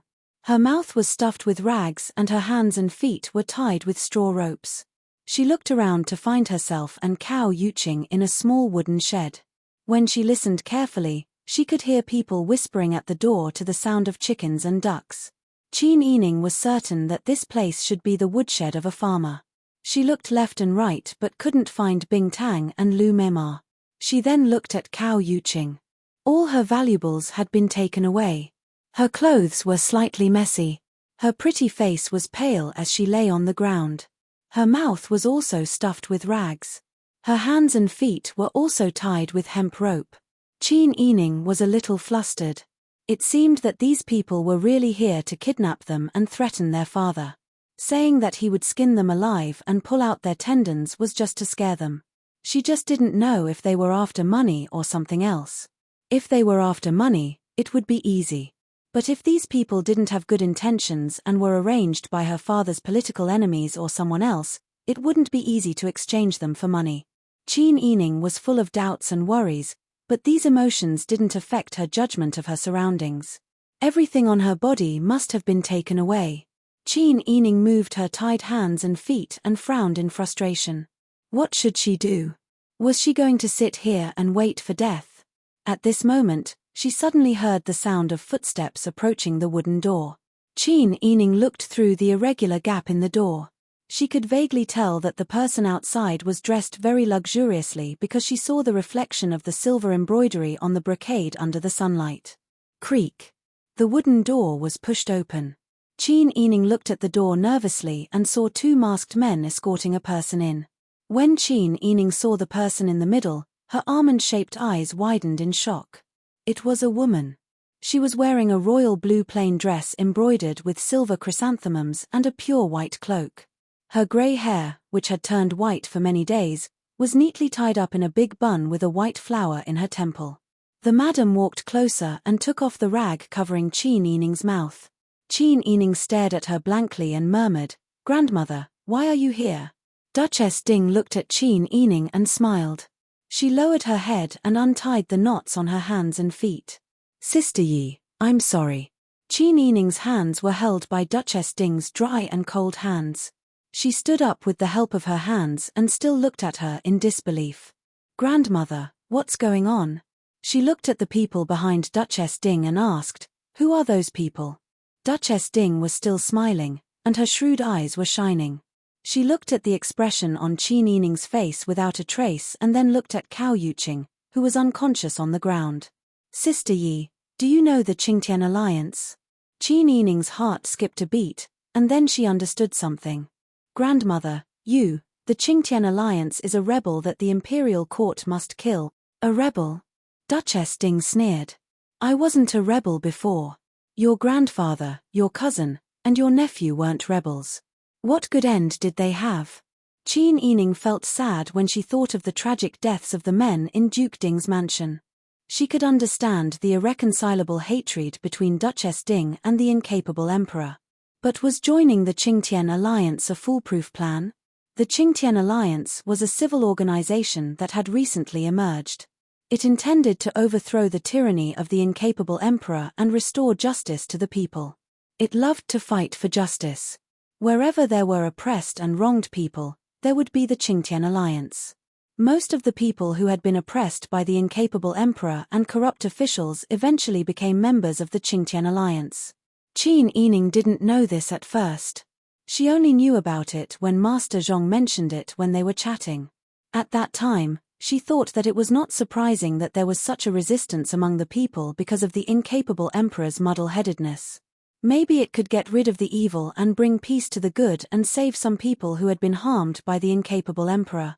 But she didn't expect that the Qingtian alliance had something to do with her grandmother. Grandmother, did you? Qin Yining swallowed her saliva and said with difficulty, did you do something to the Qingtian alliance? Duchess Ding nodded and said with a smile, there are too many people in the world who have been harmed by the incapable emperor. He only needs to raise his arm and call for help, and countless people who have been persecuted will respond.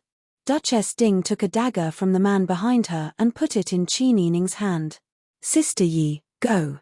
Kill this bitch from the Cao family for your grandmother. If it weren't for the demon empress instigation, your eldest cousin wouldn't have had his brain forcibly seized and died to show his sincerity. Your grandfather wouldn't have been angered by the incapable emperor.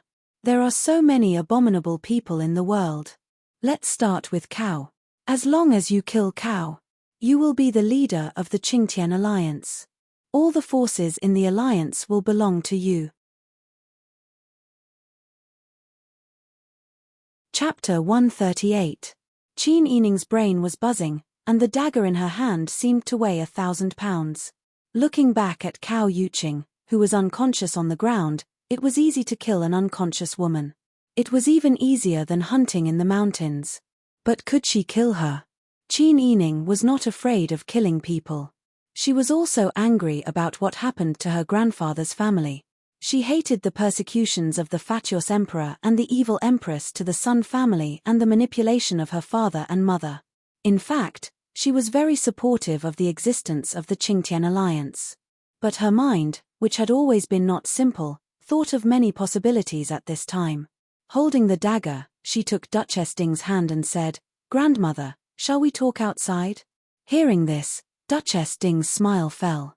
She looked at Qin Yining with sharp eyes, as if she was examining her.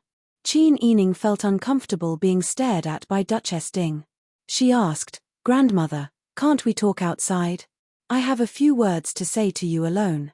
Duchess Ding hesitated for a moment before nodding and saying, come on. Then she turned around. Immediately, two members of the Qingtian alliance opened the wooden door for Duchess Ding. Qin Yining followed Duchess Ding to the yard. Now it was backed by the mountains, and there were fields on three sides. There were several houses scattered not far away, and there were large fields between each house. Because it was early spring, there was a little green in the distant mountains and near forests, but the cold wind was more piercing than in winter. Qin Yining followed Duchess Ding to the yard. It was far away from the guards, so she was not afraid that the conversation would be overheard. Moreover, for Duchess Ding, her safety was guaranteed. If Qin Yining did something bad to her, the people of the Qingtian alliance could arrive at once. When Qin Yining saw that Duchess Ding brought her to the place to talk, she felt a little cold in her heart. It seemed that her grandmother not only wanted to drag her into the water for revenge, but also didn't trust her from the bottom of her heart. Grandmother, are the people I brought okay? Of course they are fine. Would I hurt an innocent little girl? Duchess Ding sneered, you're so concerned about your servants. Why don't you ask your sister-in-law and cousins how they are? Grandmother is very capable. Naturally, she can take good care of the women of the Sun family. Qin Yining spoke slowly. He didn't answer Duchess Ding's question. Instead, he said, Grandmother, please forgive me for not being able to do what you said today. Granddaughter will not spread the news that grandmother is the alliance master of the Qingtian alliance, and I will not reveal your whereabouts. However, if you want granddaughter to work for you, granddaughter will not agree. Duchess Ding pursed her lips unhappily and said expressionlessly, don't you want to have your own power? Do you know how many more subordinates you will have if you become the alliance master of the Green Sky Alliance? Granddaughter is just an ordinary girl. Why would she need so much power? Others might not be able to see through it, but do you think I can't? Duchess Ding sneered, you are smart and ambitious enough. If I didn't know you well, I wouldn't have given you the position of the alliance master of the Qingtian alliance. Grandmother, if you let me kill Cao and make a contribution to the Qingtian alliance, will the alliance members really believe that I, a girl who hasn't reached marriageable age, will be the Alliance Master. Grandmother, since you said that I was smart, why did you treat me as a fool and coax me? The Alliance members don't believe in me, but in my identity. My father is Grand Tutor Qin, Marquis Anping. Qin Yining said with some sadness, I know grandmother's pain and hatred, but after all, I am still the daughter of the family Qin. I can't put the whole family Qin in the teeth of the storm because of my personal interests. I have no right to decide the fate of everyone in the family Qin. Grandmother, when you kidnapped your granddaughter today and forced your granddaughter to kill Madame Cao, could it be that you truly did not think of these things?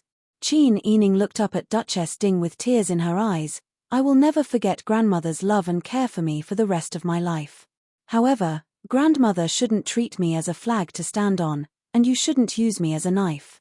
Duchess Ding's expression changed a few times when she heard this. What Qin Yining said was reasonable, and her consideration was not wrong. But she hated it. She couldn't let the Sun family die in vain. She wanted to use all available resources to take revenge. Today's kidnapping plan was a chess piece that she wanted to use to tie the Qingtian Alliance and Qin Huayuan together.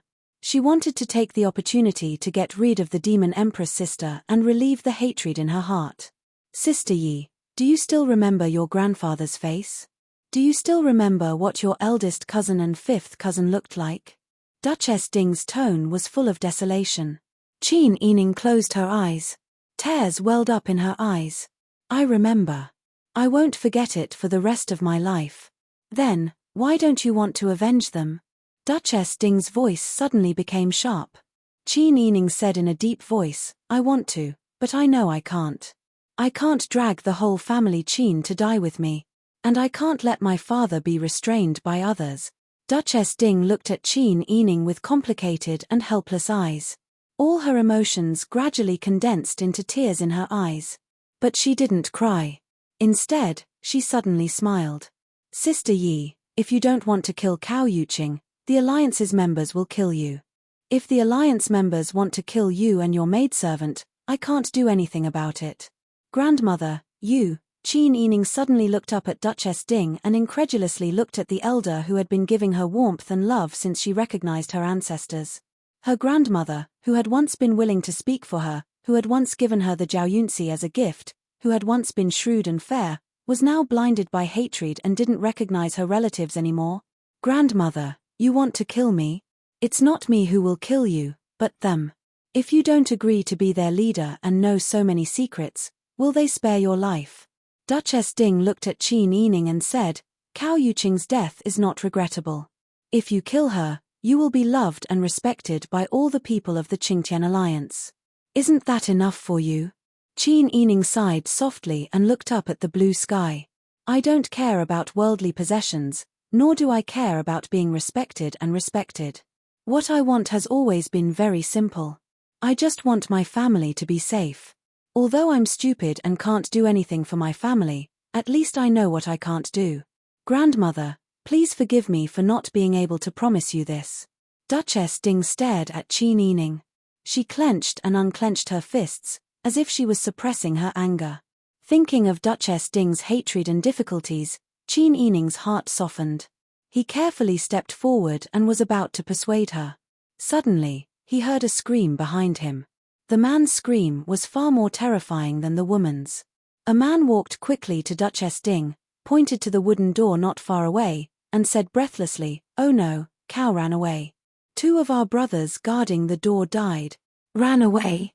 Duchess Ding was stunned. Their hands and feet were clearly tied tightly, and there were 2 brothers guarding the door of the woodshed. Who on earth was so ruthless that they could kill 2 people without anyone noticing and rescue them?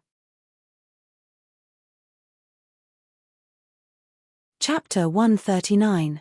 Qin Yining was also full of doubts. They had just come out of the woodshed and said a few words, but they had disappeared. Did someone follow them to protect them in secret? Qin Yining didn't have such a person around him, but Cao Yuqing was the daughter of the Cao family after all. It was hard to guarantee that she didn't have such a person around her. But if that was the case, why didn't these people appear earlier? Why did they wait until she woke up and went out with Duchess Ding to save her? Perhaps, the Cao family was eager for her to die here. Or the Cow family thought that she and Duchess Ding were in cahoots. If the Cow family really misunderstood that she and her grandmother were in cahoots, it would cause a lot of trouble. Although the Cow family and the family Qin had become in-laws, her father didn't treat Mrs. Cow warmly, and the position of Guozhong Cow was taken by her father. Even if Guozhong Cow was no longer an official in the court, his disciples were everywhere and his power was intertwined. The family Qin didn't have the ability to fight with him at present. Qin Yining thought of many things in an instant and immediately felt very troubled. So many troubles were caused by her grandmother, but now her grandmother was looking at her suspiciously. Qin Yining didn't know whether to be angry or helpless. Duchess Ding looked at Qin Yining for a long time and didn't see any other calculation in his expression. She immediately laughed at herself and said, "Now that she has run away, it's useless for me to say anything more. But you live under the same roof as Mrs. Cow, so there will be many opportunities to kill her in the future." Qin Yining looked at her grandmother and said seriously again, "Grandmother, I think I've made it very clear just now. I won't tell on you, nor do I want to make things difficult for you. I will even continue to take care of you, my aunt, and my cousins in the future. But I really can't let the lives of the Qin family be sacrificed." Duchess Ding shook her head in disappointment at Qin Yining's repeated refusal. The men guarding Duchess Ding had already gathered not far away. After hearing Qin Yining's refusal, they couldn't help but become angry. "Leader, why are you still talking nonsense with her? I think she is clearly greedy for glory and wealth. She is the same as that dog emperor." "Yes, leader. Not only is she in cahoots with that fatuous ruler, but she also disregarded her relationship with you and even colluded with the people of Daeju. Yes. I heard that the person surnamed Yun of Daeju has a close relationship with her. Maybe Qin Haodong brought her to the peace talks just to commit treason. Not only is she loyal to the incapable ruler, she even committed treason. Alliance Master, kill her, kill her, kill her." The men were ferocious. They raised the steel sabers in their hands and stared at Qin Yining with bloodthirsty eyes. They were like vicious dogs that were about to pounce on Qin Yining and bite her into pieces. Qin Yining was not afraid. She just looked at Duchess Ding calmly. "Everyone, shut up."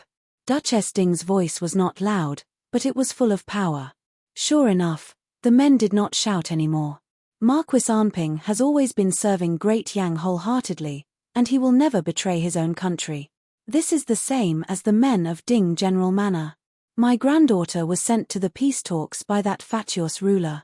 Don't you know why? Everyone thought about Qin Huayuan's character over the years and fell silent for a while. Duchess Ding continued, "Today, we want Miss Qin to be the leader. Isn't it because the Marquis of Anping has always been trustworthy?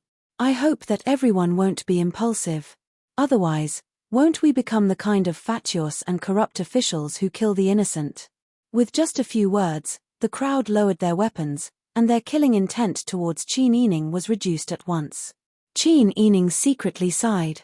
He had a new understanding of his grandmother's absolute status in the Qingtian alliance. "Grandmother, oh no. Run." Qin Yining was abruptly interrupted. He suddenly turned to look at the source of the voice. Qin Yining was so frightened that his eyes widened. He saw Cao Yuqing, who was wearing a luxurious silk dress and a cloak, holding a long sword. Behind her, 10 men in black clothes and silver masks were coming from not far away. Cao Yuqing's jade-like face was as cold as frost. The tip of her sword was swift and fierce, and her movements were nimble and agile. It was actually a level higher than the martial arts of the silver-masked men behind her, and those silver-masked men seemed to be following Cao Yuqing's lead. Qin Yining was shocked. He suddenly remembered the silver-masked men who came to rescue the emperor at the welcoming ceremony that day. One of them was a woman, and her figure was very similar to Cao Yuqing. Now, no matter how stupid Qin Yining was, he understood that Cao Yuqing was the leader of the spies around the emperor. Just now in the woodshed, it was clear that Cao Yuqing killed the guard and escaped by herself. Cao Yuqing deliberately asked her to go to the Fairy Lady Temple and deliberately arrested her. She probably already knew that the leader of the Qingtian alliance was Duchess Ding. She probably wanted to test her. She also wanted to lure the snake out of its hole. Since the silver-masked spies around the emperor already knew that the leader of the Qingtian alliance was Duchess Ding, how could the emperor not know?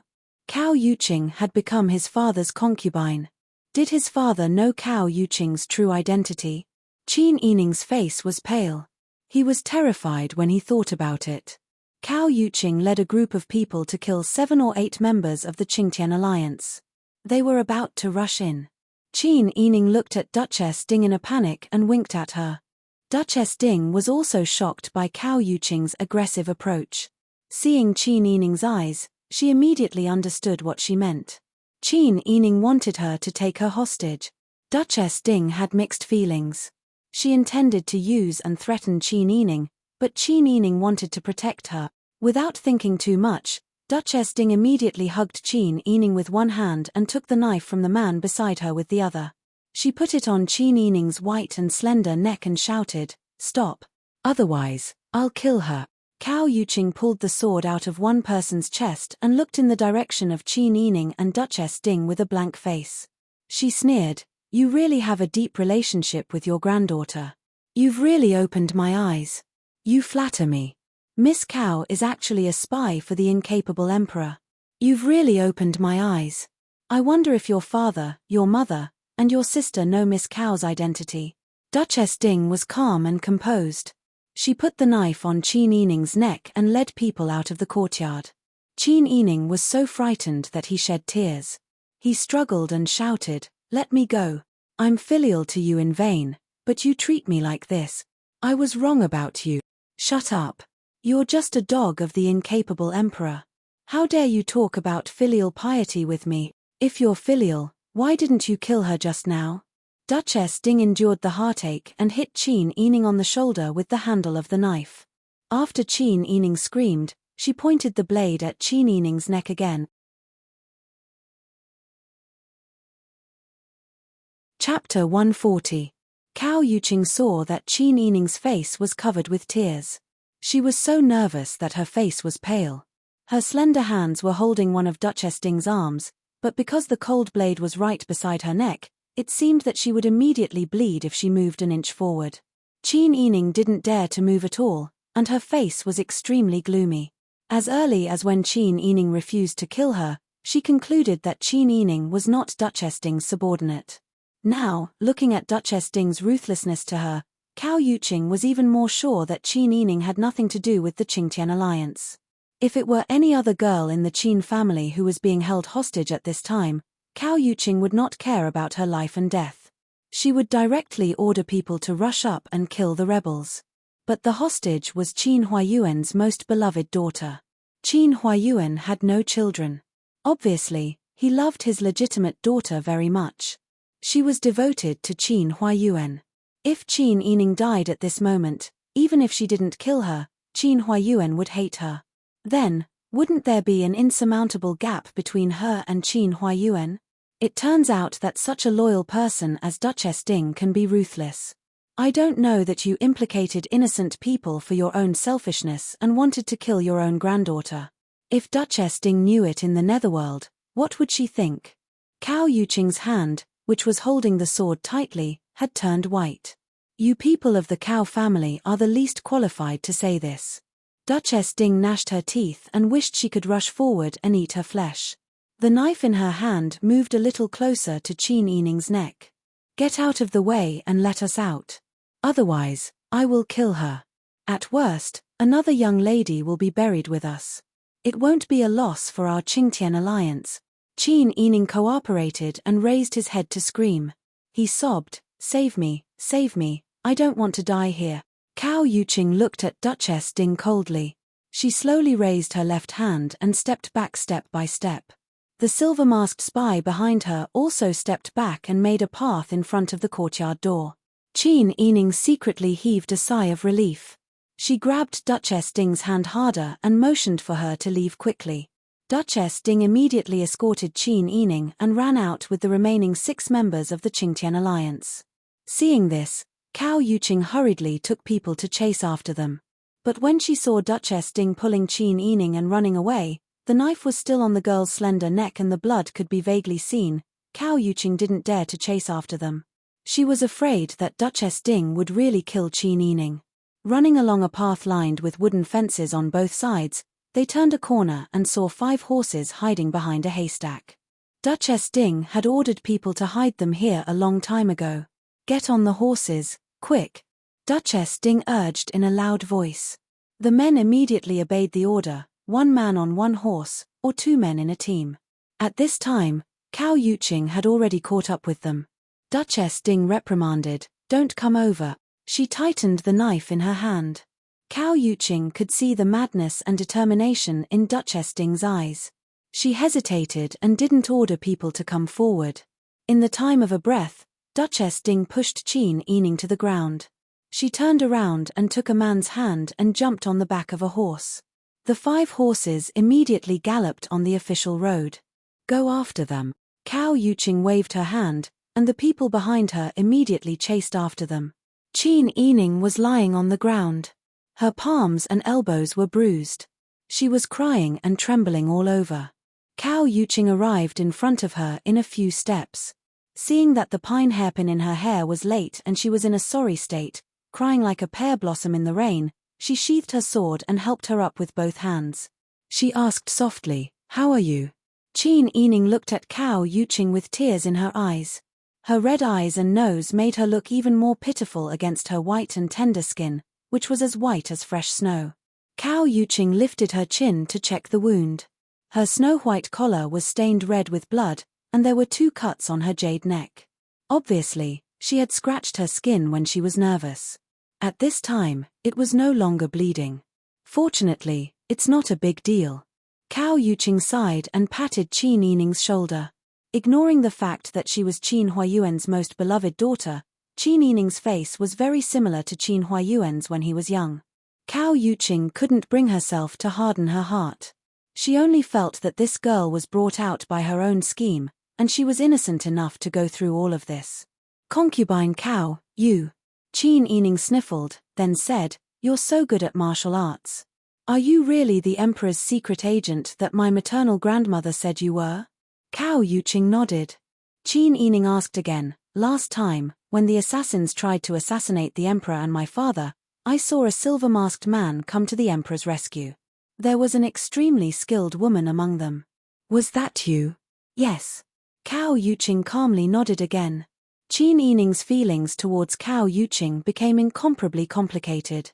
"In the end," she said, "then my father knew about your identity from the beginning." Cao Yuqing raised her eyebrows and said with a smile like a flower, "Why do you say that?" "Because you didn't hide your identity in front of me today." Qin Yining lowered her head and used her sleeve to wipe her tears. "I really didn't expect maternal grandmother to be like this." It was as if her tears couldn't be wiped clean, so they fell down again. Seeing her cry so pitifully, Cao Yuqing no longer had any doubts in her heart. Instead, she hugged Qin Yining's shoulder and comforted her. Not long after, the dozen or so silver-masked men dressed in black rushed back. Cao Yuqing didn't wait for them to speak and said, "Did you let them escape?" "Yes." The leader of the men said. "Understood. I'll explain this matter to the Emperor. You're dismissed." "Yes." The men cupped their hands in salute and quickly retreated.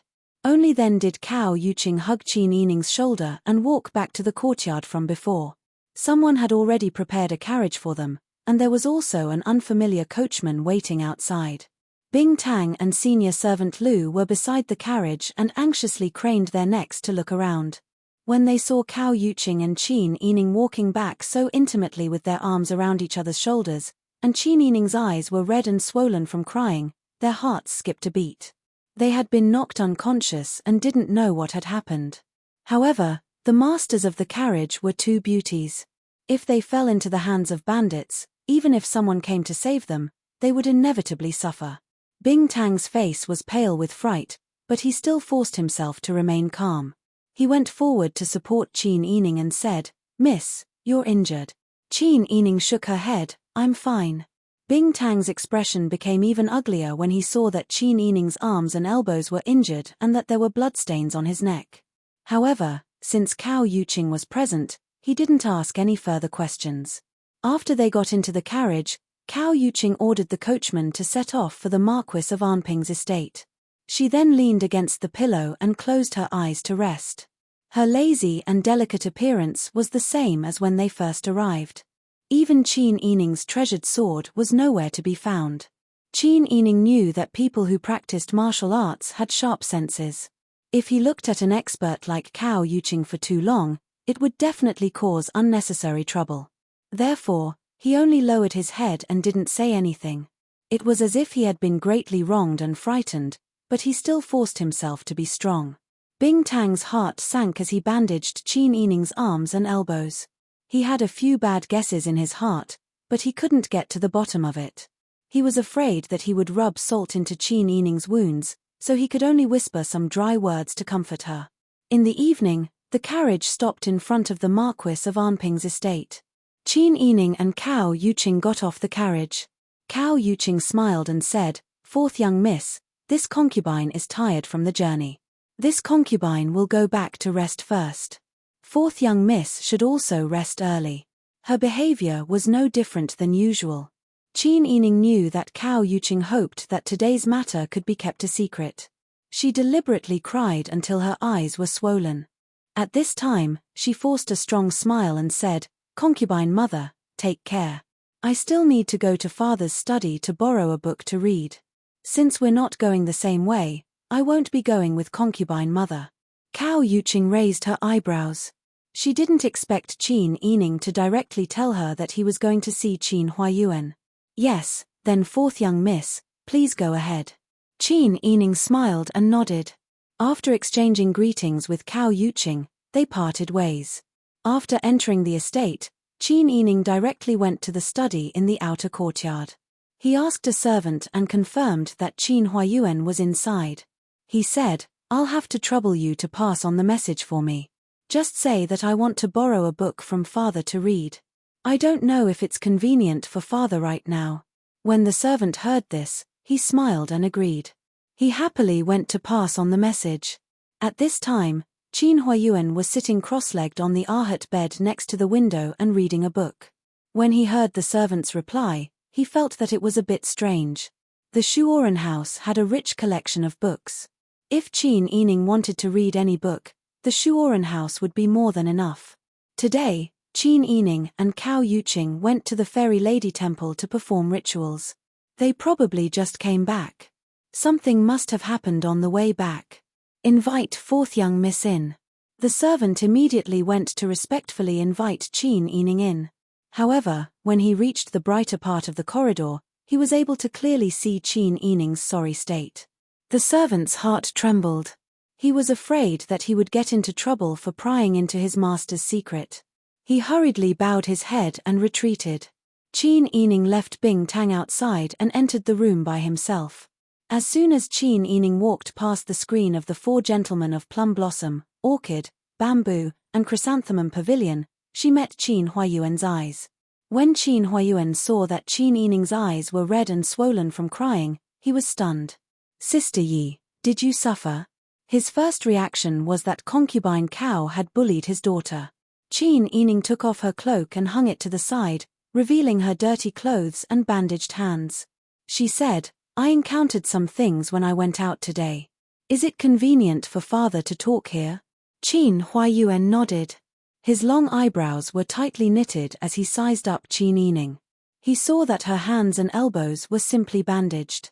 Other than her swollen eyes, there were bloodstains on her snow-white collar. Qin Huayuan put down his book and strode over without even putting on his shoes. He lifted Qin Yining's chin and carefully examined her neck. "You're injured. Who hurt you?" "Madame Cao." It seems that father already knew Madame Cao's true identity. Qin Yining's words made Qin Huayuan look at her in surprise. After a while, he said, "You knew?" "Yes." Qin Huayuan frowned and said, "Are your injuries serious? Do you need a doctor first? Are you hurt anywhere else?" "I'm fine. Miss Tang already treated my injuries on the way back."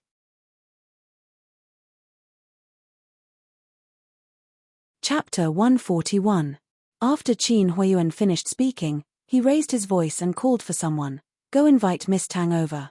Chi Tai, who was waiting outside, immediately complied.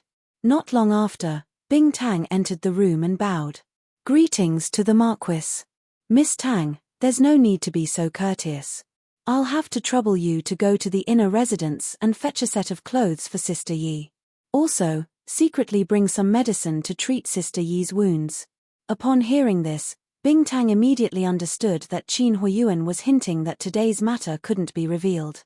She nodded seriously and said, "Yes, this servant will go right away. Thank you for your trouble, Miss Tang." Seeing that she understood quickly, Qin Huiyuan smiled and nodded his head in greeting. "This servant doesn't dare. Serving Miss is this servant's duty." Bing Tang bowed and retreated. Qin Huiyuan ordered Qi Tai to stand guard outside and not allow anyone to enter the study. After everything was arranged properly, he looked inquiringly at Qin Yining. Qin Yining carefully recounted today's events to Qin Huiyuan without concealing anything. After hearing this, Qin Huiyuan was silent for a long time. He lowered his eyes and looked at the blue and white porcelain bowl on the table with carps playing with lotuses. He didn't look like he was in a daze or thinking. He just sat there quietly.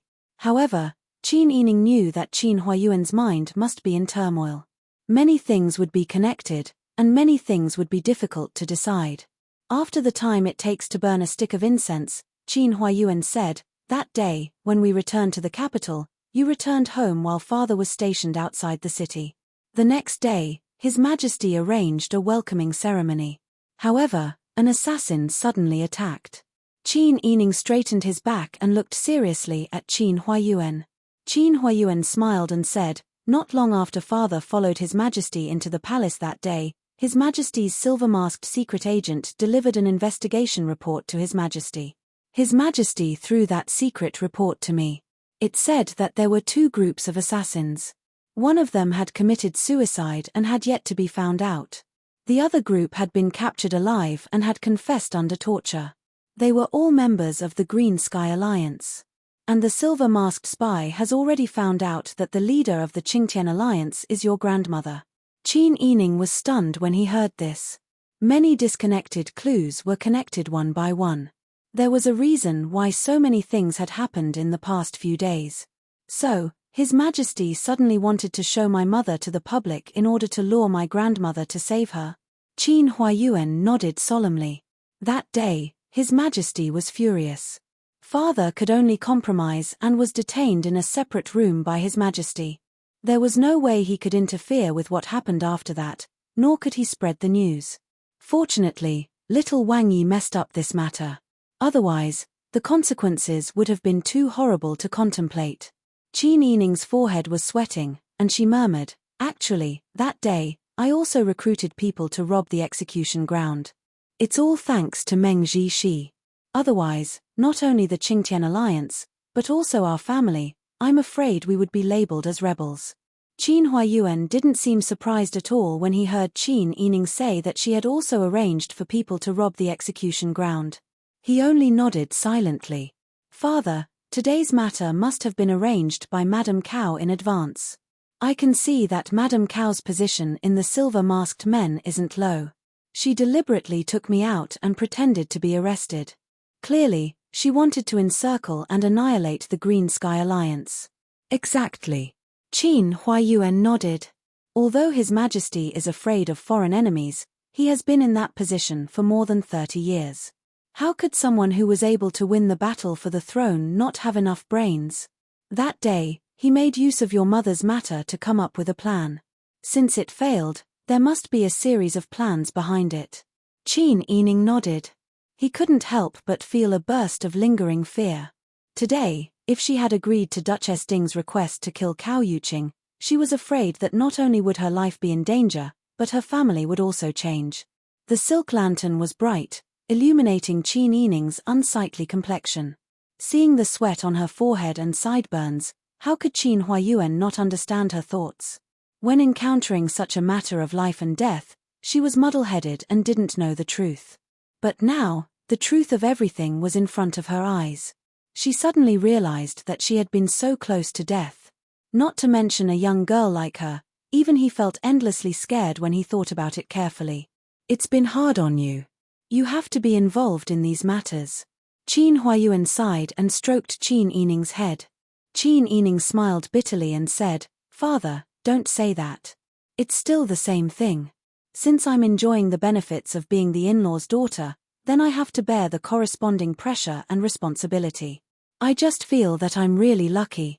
I didn't choose the wrong path and bring trouble to my family."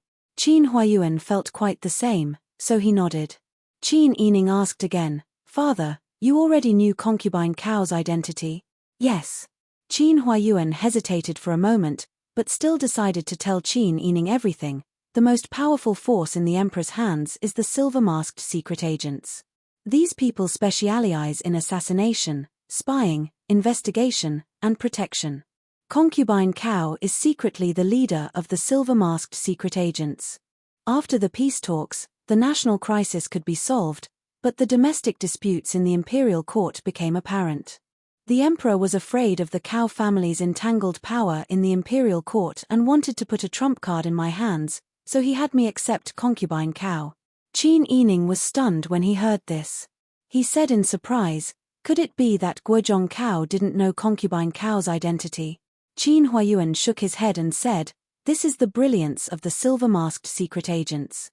Everyone in the silver-masked secret agents hides in the dark and has an unexpected identity. Furthermore, they are absolutely loyal to the imperial power and are absolutely confidential to the outside world." Guozhong Cao didn't know anything about concubine Cao and only thought of her as an ordinary woman. As far as I know, concubine Cao's last marriage was because she was ordered to assassinate her late husband and steal intelligence. Qin Yining heard this and thought of everything he saw today. Such a beautiful woman with such powerful martial arts had become a tool to be manipulated by others. Even the important matter of marriage was not up to her. Everything was a mission. Her last marriage was a mission, and becoming a widow was the result of a mission. Now that she had become Qin Huayuan's concubine, it was also a mission. She's also a pitiful person. Qin Yining couldn't help but sigh faintly. Qin Huayuan only smiled and didn't say anything. Qin Yining sighed. He stood up and said, "Father, I won't tell Mother about what happened today. If Mother asks about my grandmother and the others, I'll say that they're fine. In the future, I'll find an opportunity to tell Mother.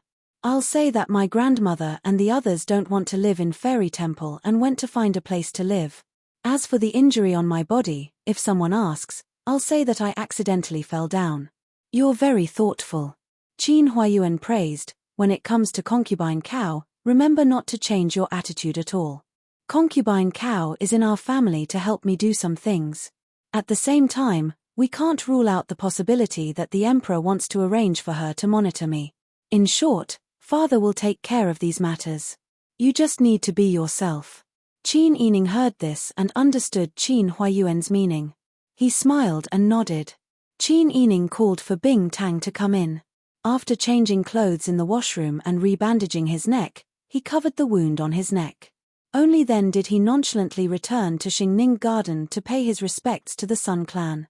The Sun Clan took Qin Yining's hand and carefully asked about the situation of the womenfolk of Duke Ding's family.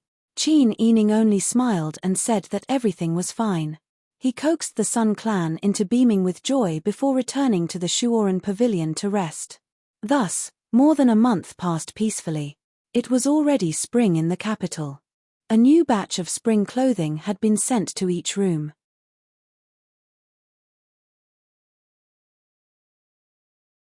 Chapter 142.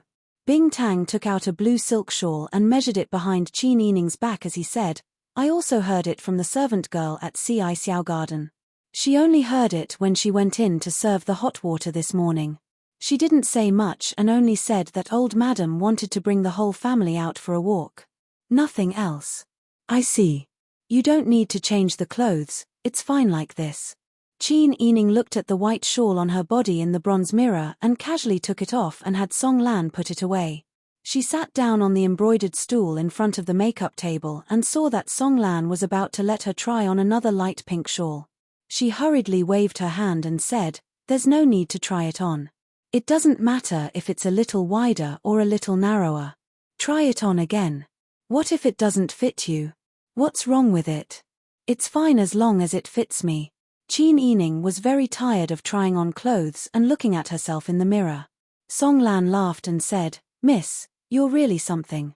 Don't let the other girls in the family know that you're like this. You're born with a beautiful appearance, but you don't care about your appearance at all.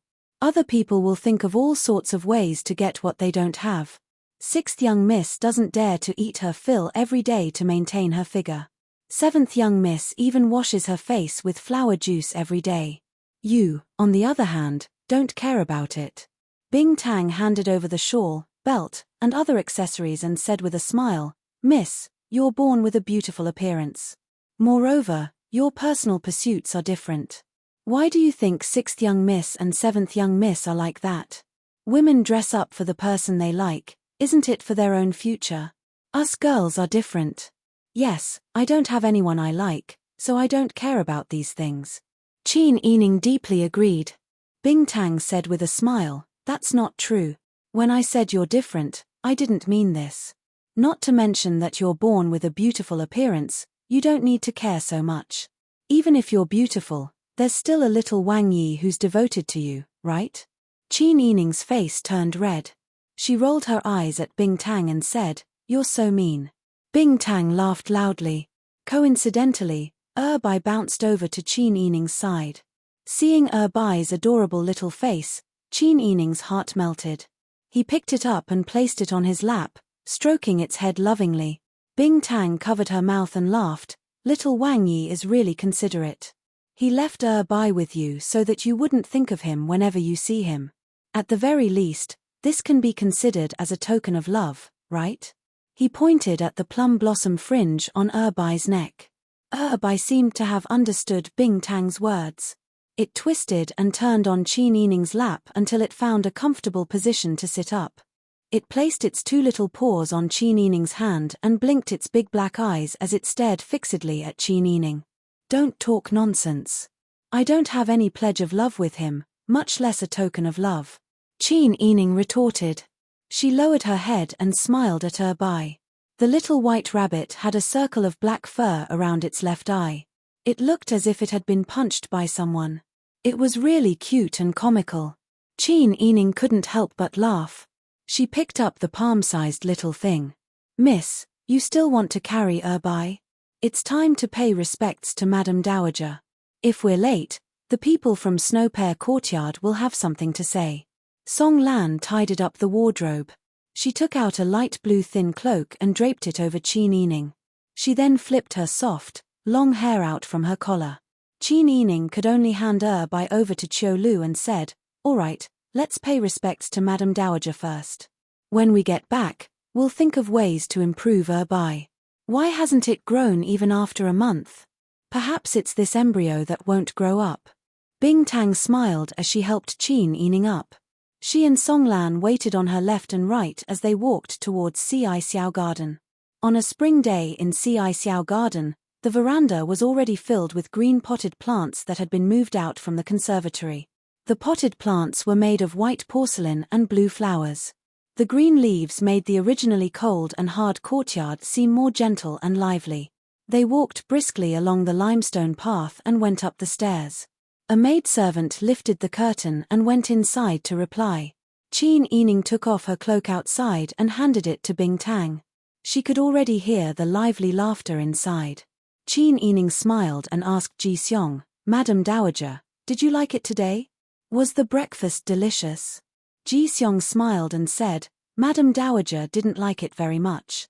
Her Majesty the Empress was bestowed the everlasting spring garden and invited many womenfolk from prominent families to tour the garden.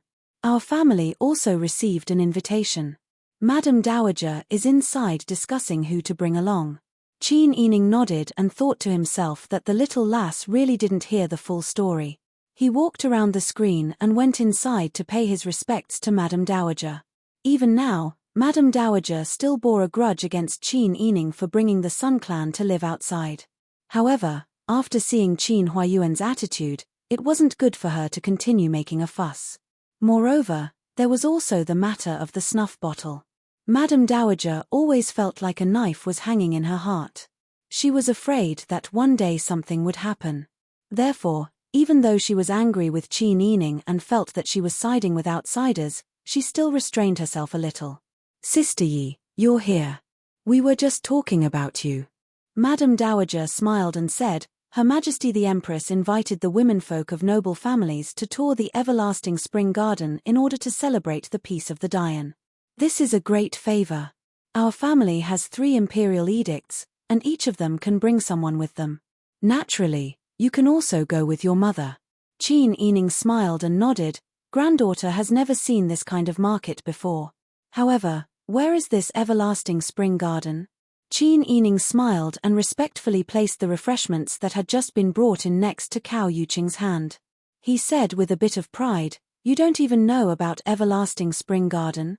Everlasting Spring Garden is a manor in the Everlasting Spring Mountain, 40 li south of the capital. Because there are hot springs in the mountain, the cold wind can't blow in. Therefore, Everlasting Spring Garden is very warm all year round. It's said that flowers can be seen blooming even in the winter. Speaking up to here, Qin Yining couldn't help but praise, the Emperor really dotes on Her Majesty the Empress. Madame Dowager immediately nodded and smiled at Cao Yuqing. Her Majesty the Empress naturally dotes on her. Tomorrow, we're going for a spring walk in the garden. Yuqing, come with me. Cao Yuqing hurriedly put down the half-eaten refreshments in her hand and gracefully stood to bow to Madame Dowager. Many thanks, Madam. Ayo, good child, there's no need to be so polite with me. Madame Dowager pulled Cao Yuqing to her side and sat next to her. When Qin Yining saw this, he couldn't help but proudly raise his eyebrows at Qin Yining. Qin Yining had been standing next to the Sun Clan, who had been sitting quietly on the stool without saying a word. He patted the Sun Clan's shoulder in a comforting manner. Madame Dowager said, I'll give you some time to go back and prepare. Yuqing will naturally come with me. First daughter-in-law, second daughter-in-law, go back and discuss who to bring. The people going to Everlasting Spring Garden this time are the womenfolk of the capital's prestigious families. You need to be careful. What needed to be careful was naturally the marriage of the children. Even if the womenfolk were going on a trip, it was good to first see their future mother-in-law and sister-in-law. Seeing the girls' faces full of anticipation and the undercurrent between second and third aunts, the hearts of everyone present became alive. Qin Yining couldn't help but sigh. Spring really had arrived.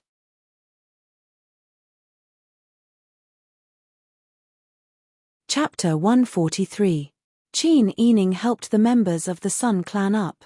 After bowing and bidding farewell to the old madam, they left first. Behind them were Cao Yuqing and Qin Huaining. Qin Huaining smiled and held Cao Yuqing's arm. Adoptive mother, this visit to the garden is a great thing. Can adoptive mother bring daughter along? Daughter can also broaden her horizons. When Qin Yining heard Qin Huaining's voice, she felt sick of it. The members of the Sun Clan's complexion was already unsightly, so they quickened their pace. However, the voices behind them still entered their ears without any obstruction. I'm only a concubine. How can I be qualified to bring someone along? It's already an exception for the old madam to bring me along. I'm just an accessory. How can I bring another accessory? Cao Yuqing smiled and said, Miss Huaining, why don't you ask the madam? The members of the Sun Clan felt their hearts burn with anger. They inwardly cursed this bitch for being pretentious. Ever since Madame Cao married into the family, Qin Huaining had long stopped coming to Xingning Garden to pay her respects. When they met, she wasn't even willing to call her mother. Now that there was a problem, she actually instigated Qin Huaining to come find her to solve it. She was clearly trying to block her heart. The members of the Sun Clan slowed down and wanted to flare up, but they were stopped by Qin Yining. Mother, are we going to walk back or take a carriage? After Qin Yining asked, she smiled and said, Mother's body is a bit better. How about daughter accompany you for a walk? Walking is also good for your body. If Qin Huaining wanted to ask for help, then let her do it in public. In any case, she shouldn't even think about entering Xingning Garden. The members of the Sun Clan didn't understand Qin Yining's meaning, but today, they had been dragged by Qin Yining to walk every day. If they didn't walk, their bodies wouldn't be relaxed. Thus, they suppressed their anger and nodded, let's walk back. Cao Yuqing, who was behind them, glanced at Qin Yining. With a smile, she took down the small sunny pouch at her waist that contained snacks and put a candid date in her mouth. She didn't take the carriage but walked behind the members of the Sun Clan and Qin Yining. Qin Huining's expression was somewhat unsightly. Madame Cao had married into the family for a few days and understood Qin Huining's habits very well. She always carried snacks with her. When she saw a good show, she would habitually eat something. She felt that it was time for her to put on a good show. She wanted to see how she would beg Madame Sun. Qin Huining's mind. Of the Sun. Of the family. Of the Sun family of Chang Garden. And of the Sun wanted to see her make a fool of herself. Of the of Tsar. Even if the men of the noble families weren't invited to this outing, her dignified character would leave a good impression on the noble ladies. This way, there would be more opportunities for marriage talks in the future. Qin Huining made up his mind. He smiled and took 2 quick steps forward. Madam, you don't call me that. The members of the Sun Clan didn't wait for Qin Huining to finish speaking and coldly reprimanded, "You've long wanted to be someone else's daughter. When people make things difficult for me, you've never said a word for me. I've doted on you like a pearl and treasure for 14 years. You can fall out with me just like that. How can you have the nerve to beg me now? You've misunderstood. Your daughter is. I'm not your mother now. Although you're your father's adopted daughter in name, you can count it yourself. How long has it been since you've paid your respects to me? How long have you stopped calling me mother? Chem. Even when I was terminally ill, I didn't see you come to take care of me. When I was about to be beheaded, you hid in the estate. Qin Huining, you have the nerve to call me mother?" The Sun Clan's voice wasn't soft. Even the second madam and third madam behind Cao Yuqing, as well as the other young ladies, heard it clearly. Qin Huining didn't expect the Sun Clan to be so merciless. Her footsteps paused as tears welled up in her eyes. She looked at Cao Yuqing for help. "Adoptive mother, you."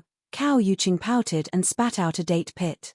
She then stuffed a candied date into her cherry mouth and held it.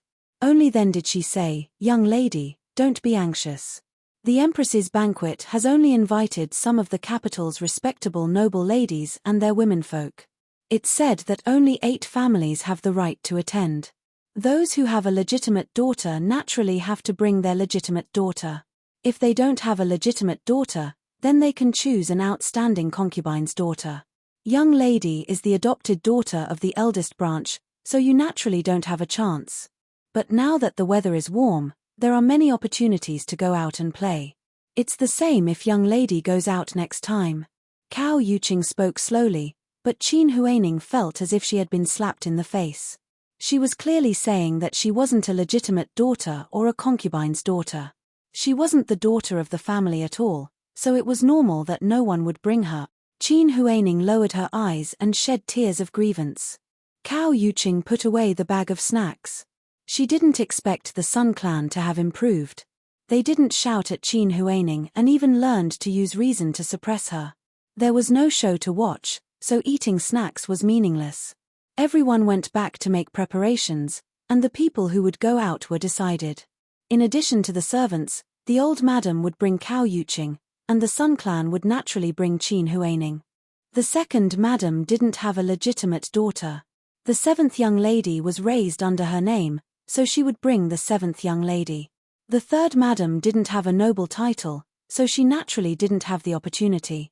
However, her legitimate daughter, the 3rd young lady, Qin Zhening, was already engaged and would get married in June this year. The concubine's daughter, the 8th young lady, Qin Baoning, was still young, so there was no hurry. Therefore, the 3rd madam was rather peaceful. Qin Huining and the 6th young lady, who couldn't go, huddled together and cried bitterly for a long time. The next morning, when the sky was bright, there were already caravans ready in front of the Marquis of Anping's estate. The first caravan was a sapphire blue brocade carriage with a tassel roof. The second was a blue-red flat-headed carriage, and the third was a large black carriage for the servants. The old madam took Cao Yuqing's hand and sat in the first carriage. She turned around and glanced at the Sun Clan, then called the second madam with a smile, "Bring 7th young lady and sit with me. We can also talk." Her intention to isolate the Sun Clan and Qin Yining was very obvious. Qin Yining brought a footstool over to serve the Sun Clan and got on the second blue-red flat-headed carriage. He also jumped on and pulled Mother Jin and Bing Tang onto the carriage. He then pulled the Sun Clan's hand and advised in a low voice, "Let's sit together. It'll be more comfortable." The Sun Clan smiled bitterly. "You can see this. People, all have their eyes on the top of their heads. Flattering the strong and stepping on the weak can be seen everywhere." Qin Yining, who lived in the marketplace, understood this principle since he was young. Therefore, he always forced himself to be strong and to become strong. Now that she saw that Sun Sha was so depressed, she held her hand and comforted her in a gentle voice. The caravan slowly drove towards the south gate. When they arrived outside the city, they saw that the Empress's imperial carriage and the other women of the 7 noble families had already arrived. Basically, each family had 3 or 4 carriages. The Empress's imperial carriage was at the front. The 8 women's entourage, as well as the accompanying servants and guards, seemed to stretch endlessly. It was grand and imposing. The Empress was most particular about grandeur. When she gave the order to depart, ceremonial music played. Immediately, there were guards from the palace running all the way to the back. They stood outside the caravan, 1 guard every 10 feet. Qin Yining lifted the curtain and looked outside. The fields were green, and the potholes on the official road had long been filled in. In addition, there was this grand procession. If the Qingtian alliance wanted to kill the demon empress, this was a good opportunity. They might even be able to kill all the women of the 8 great families in the capital. However, they didn't encounter any assassins on this trip. Everything went smoothly.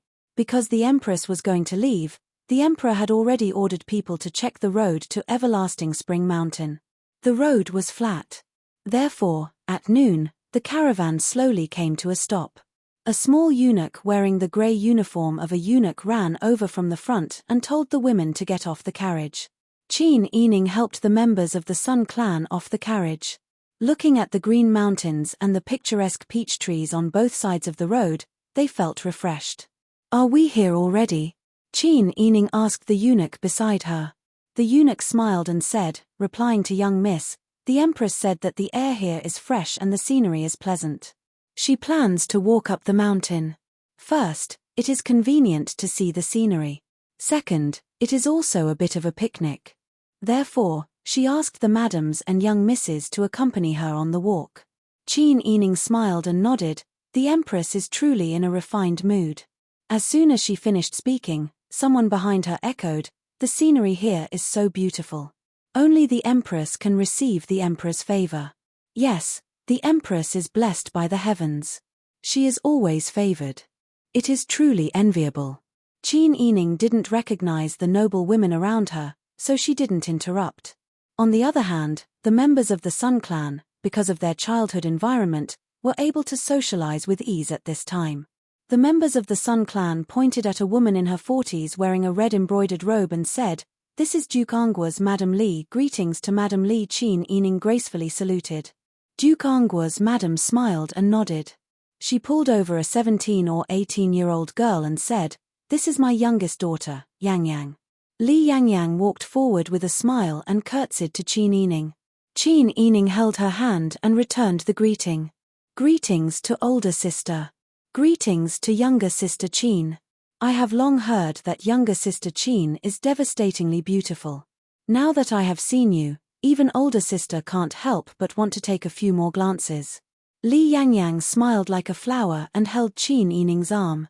When the other noble women who were chatting with the old madam saw that the Sun Clan had brought Qin Yining to chat with the women of Duke Anggua's madam, they seemed to have found the right direction and came forward to exchange greetings. The Sun Clan brought Qin Yining to meet many people in a manner that was neither servile nor overbearing. Qin Yining's memory was extremely good. He only needed to greet them to remember them in his heart. He discovered that the lowest rank present today was a marquis. The only one without a noble rank was Cao Guozhou's wife, the Empress's sister-in-law. Qian Clan, Qin Yining, and the Sun Clan naturally remembered them. Last year, Qin Yining received an imperial edict to enter the palace. He actually encountered Cao Guozhou with his wife and son at the Empress's residence. Cao Guozhou's son, who was also the Empress's nephew, actually dared to take liberties with her in front of her. If it wasn't for her quick reflexes and weeping on the spot, causing the Emperor to know that he was in the wrong, she probably would have married into the Cao family. Now that he saw Cao Guozhou's wife again, Qin Yining's heart was very subtle. However, on the surface, he pretended to have forgotten about this person and was well-mannered. The Empress looked at Qin Yining and recalled Pang Xiao's rudeness in front of the Emperor and the Emperor's concession. She couldn't help but snort lightly and lazily said, "Let's go. When we reach the garden, the banquet will begin."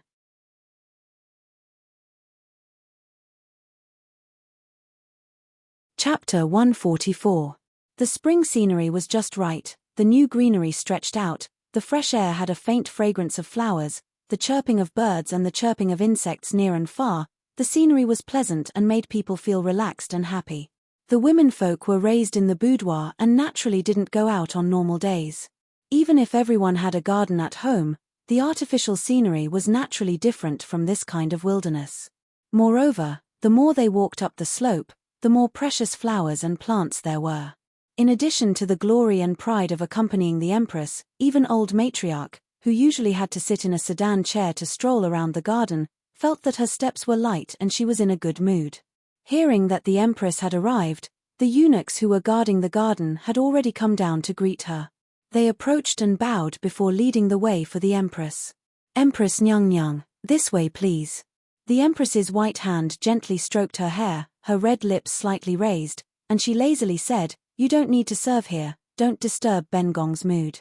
The Empress's power was famous throughout the country, so the eunuchs didn't dare to have any objections. They could only bow and retreat, nervously following behind the womenfolk and walking with the guards. They walked slowly, admiring the scenery along the way. Old matriarch and the other noble women all clustered around the Empress, panting as they walked, but they didn't forget to praise the scenery of this place to the heavens and earth. They also repeatedly praised the Empress for being the only one in the world, causing the Empress to be full of pride and not stingy with her laughter. Qin Yining supported the panting Sun clan and walked at the back of the group. He didn't curry favor with the Empress, only admiring the scenery. In a low voice, he said to Sun clan, "Mother, how are you feeling? Are you tired?" "Not bad, your body's foundation is good. I've really been idle these years." Sun clan panted as she waved her hand and smiled. Qin Yining smiled and said, "Mother, walk 2 laps around the garden with me every morning, your body will definitely get better and better." Sun clan shook her head and laughed. She raised her eyes and saw a dense peach forest not far away. She couldn't help but praise, "Look at the peach blossoms over there, it's really beautiful." Qin Yining and everyone else looked forward. She saw a light pink cloud spread out, and the radish branches were dotted with makeup, creating a large area of appropriate depth. Perhaps it was because there was an underground hot spring on the mountain, but the peach blossoms at home had just formed buds. Here, the peach blossoms had already bloomed in clusters, half covering the blue sky. The group of womenfolk walked along the winding path in the peach forest. A gentle breeze blew past, causing their hair and clothes to flutter. Petals swirled in the air, dyeing everyone's body with a slight fragrance. On the side of the road, he heard the sound of flowing water.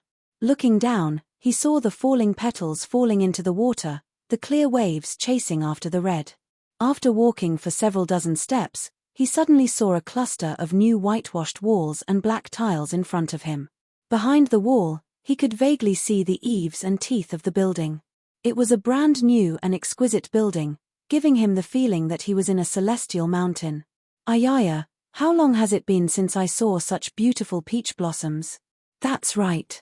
If it weren't for the Empress's love, we wouldn't have the chance to see such a fairyland. Only an outstanding beauty like the Empress is worthy of owning such an immortal palace." The womenfolk all talked at once. No one spoke loudly, and no one purposely talked to the Empress, but their voices were just right for the Empress to hear clearly. The Empress walking at the front smiled sweetly and proudly walked forward. The womenfolk continued to follow behind her in whispers of praise. The little eunuch who was in charge of leading the way at the back had a pale face. After several dozen steps, they came to the door. The womenfolk looked up at the plaque in admiration and saw the two words Ning Yuan written on the black plaque. The empress stilled and glanced at the palace servant beside her. When did Ben Gong's Changchun Yuan change its name? How come Ben Gong doesn't know? Everyone was puzzled and started to whisper to each other. The little eunuch quickly walked forward with a sad face and knelt down to kowtow. Empress, this is not Changchun Yuan. Just now we took a fork in the road. The womenfolk were very surprised and stopped talking. The empress' brows furrowed and she said coldly, "What? After walking for so long, this place is not Changchun Yuan? How come Ben Gong doesn't remember there being such a place on Changchun Mountain?" The little eunuch knelt on the ground and trembled.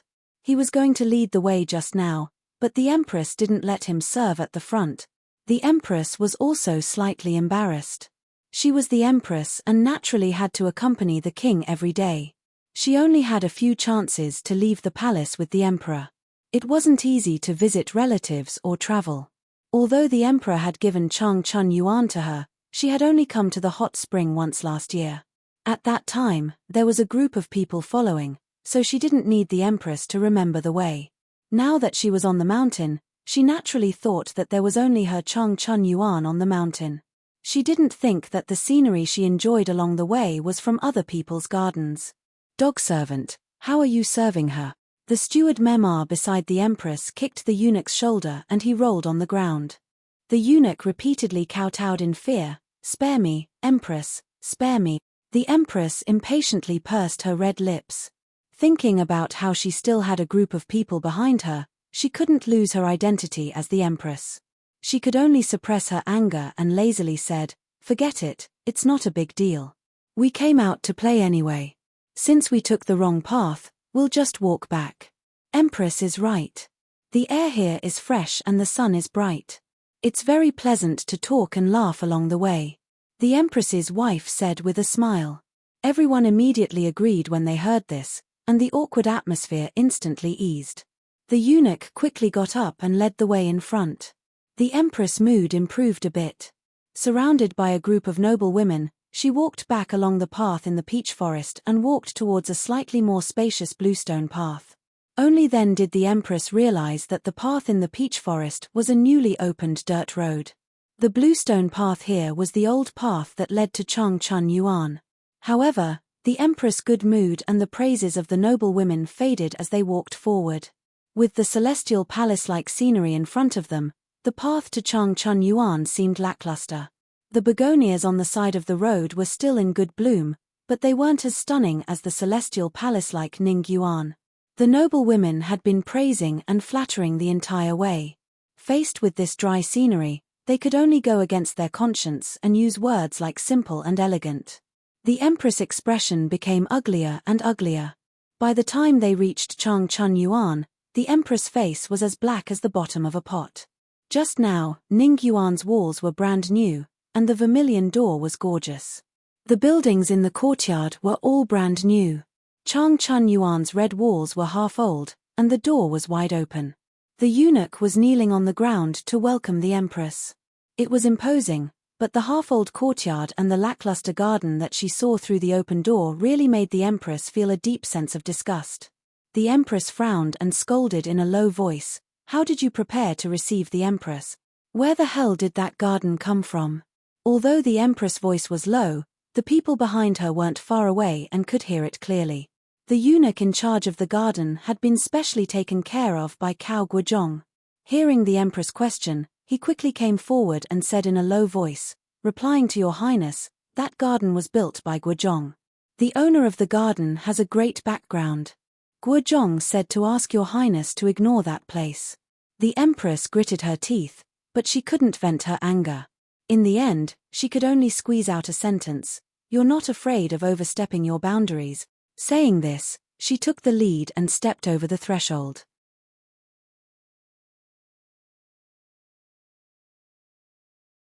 Chapter 145. Knowing that the empress was going to visit Everlasting Spring Garden today, the eunuchs had already set up a banquet in an elegant place in the inner courtyard. The empress sat at the head of the table and looked at the courtyard surrounded by crabapple flowers. Her mood eased a bit and a smile appeared on her face. Everyone saw the Empress's face clear up and finally let out a sigh of relief. The Empress raised her wine cup. Her hand, which was covered in pure gold armor and painted with bright red nail polish, was as white as jade. It resonated with the golden wine cup and contrasted with her red embroidered robe, making her look especially graceful and luxurious. Seeing that the Empress was going to give a speech, everyone's gaze turned towards the head of the table. The Empress enjoyed the scene of everyone surrounding her. She cleared her throat and said in a clear voice, "Our Dian and Daju's peace talks have been successful. From now on, the world will be peaceful. The Emperor and this one are very pleased. Today, we invite everyone to visit Everlasting Spring Garden together." First, boom, bang, the sound of fireworks exploding in the air suddenly shook the mountain and covered the Empress's voice. Everyone suddenly looked in the direction of the sound. They saw that in the direction of Ningyuan, the colorful fireworks were shooting into the sky one after another, blooming with bright colors. Even in the daytime, the red, green, and yellow fireworks were very dazzling. Moreover, the person who set off the fireworks wasn't stingy. The fireworks were like a fountain, and they didn't stop even after a few breaths. The sound of the fireworks and the sound of the explosions echoed. It was not deafening, but it was enough to shake people's hearts. At this time, not to mention the Empress speaking, even if the Empress spoke in everyone's ears, no one would be able to hear her clearly. Although fireworks weren't that rare, they weren't commonly seen on normal days, not to mention this kind of fireworks that could cause hundreds of flowers to bloom, which was even more rare. The womenfolk were too much for their eyes to take in. They were so happy that they forgot about the Empress's speech. The Empress's face was ashen. She gritted her teeth and wanted to get angry, but her voice was covered by the fireworks. Just now, she had walked into the wrong place. Then, someone else's garden outshined hers. Now that her speech was interrupted, how could she hold back her anger? The fireworks went off for the time it took to burn a stick of incense before stopping. Everyone could smell the smoke in between their breaths. Turning around and seeing the Empress with a dark face, the womenfolk didn't know what to do. He was afraid that the almanac was not good today. Otherwise, why would the Empress lose face again and again? The Empress called over the eunuch who was guarding Chang Chunyuan and said in a low voice with a serious face, "Go, tell the people in Ning Garden that this Empress wants to borrow their garden to hold a banquet. Tell the people inside to leave quickly. This Empress will bring people over in a moment."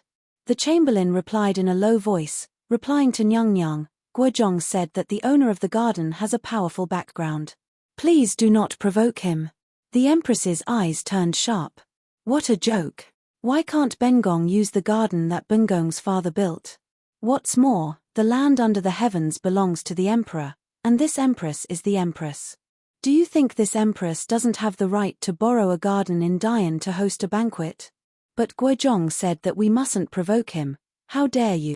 If you don't go, this consort will chop off your dog head. Seeing that the Empress was really angry, the Chamberlain didn't dare to say more. He could only run to the neighboring Ning garden to borrow a garden. The Empress then raised her chin with a faint smile and said to the womenfolk in the courtyard, "How is it? Are the fireworks beautiful?" The womenfolk didn't dare to make a sound and lowered their heads. The Empress snorted and lazily said, "This Empress has already ordered people to borrow that garden. Didn't someone say that it was as beautiful as a celestial palace? Later, we will have a banquet in the celestial palace. Nyang Empress is the mother of the world. It is the garden's good fortune to be able to visit that garden. That's right, Chang Chunyuan is fresh and elegant. It is already a great favor for us to be able to accompany Nyang here." The womenfolk once again pandered, and the Empress' mood improved slightly. From the corner of her eye, she saw that the Chamberlain had returned. The Empress stood up and calmly tidied her skirt. "Let's go, over there, Nyang." The Chamberlain saw that the Empress was about to leave and was about to cry. "The people in that garden said that they won't lend it." "Won't lend it?" The Empress' voice suddenly rose. The Chamberlain was so frightened that she knelt down with a plop. "Yes, this servant was stopped at the entrance when I arrived. The gatekeeper said that their master said that the garden wouldn't be lent to anyone." "You didn't say that this Empress wanted to borrow their garden?" Replying Nyang, this servant said that, but they just wouldn't lend it. How dare you? The Empress finally couldn't take it anymore. She angrily swept the bowls and plates on the table to the ground. The sound of broken porcelain rang out, and wine and dishes scattered all over the floor. The womenfolk were so frightened that they all stood up. In such a situation, not to mention the Empress, even an ordinary noblewoman wouldn't be able to maintain her dignity after being repeatedly humiliated. The Empress was furious and started walking. All of you, follow this Empress. This Empress wants to see how much face the people in Ning Garden have. This Empress is the mother of the nation, but I can't even ask to borrow a garden. Today, this Empress will take you to Ning Garden for a stroll. Even the imperial aunt didn't dare to persuade the furious Empress. Cao Yuqing also didn't say a word after following her. The other noble women didn't even have the courage to speak. Therefore, if the Empress wanted to go, everyone could only follow. The group of womenfolk majestically exited Changchun Gardens gate and walked along the bluestone brick road. When they saw the immortal-like peach forest, they turned and went straight to Ning Garden's new vermilion door. It was easy to say, but the womenfolk didn't exercise much on normal days. In addition, other than Qin Yining, all of them tied their feet. They walked for so long on the mountain road. For someone like the old madam, she had to rely on the servants on both sides to barely keep up. In front of the Empress, no one dared to complain and could only endure. When everyone arrived in front of Ning Garden's door, the Empress coldly raised her chin. Go, smash the door for this Empress.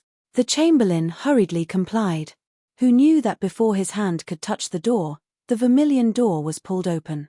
A middle-aged man wearing a dark blue robe looked at the group of bejeweled womenfolk outside and asked with a frown, "Madams and misses, what are you doing?" The Chamberlain raised his chin and turned sideways to let the doorman see the Empress's appearance. "You can see clearly, this is our Dian Empress. The Empress wants to visit your garden. That's your ancestral graves emitting smoke. Why aren't you opening the door?" The doorman glanced at the Empress and then looked at the people behind the Empress. He cupped his hands and said in a neither servile nor overbearing manner, "I've made myself clear just now. Our master said that the garden won't be lent to anyone." The Empress originally thought that since she had come in person, there was nothing she couldn't borrow. Who knew that when she rushed over with people, she would be rejected? The Empress's face was trampled to the bottom of the valley. Finally, she couldn't bear it and shouted angrily, "Impudent! This Empress is the mother of the country. Can't I borrow a garden? Someone come, catch everyone in Ning Garden for this Empress. This Empress must return to the Emperor and have him send troops to flatten this lousy garden. Who wants to flatten my garden?" Suddenly, a low and lazy voice came from the garden. Qin Yining suddenly raised his head when he heard the voice and saw Pang Xiao, who was wearing a moon-white brocade robe, a white jade buckle around his waist, and a purple gold crown on his head. He had long eyebrows, phoenix eyes, and a dignified appearance.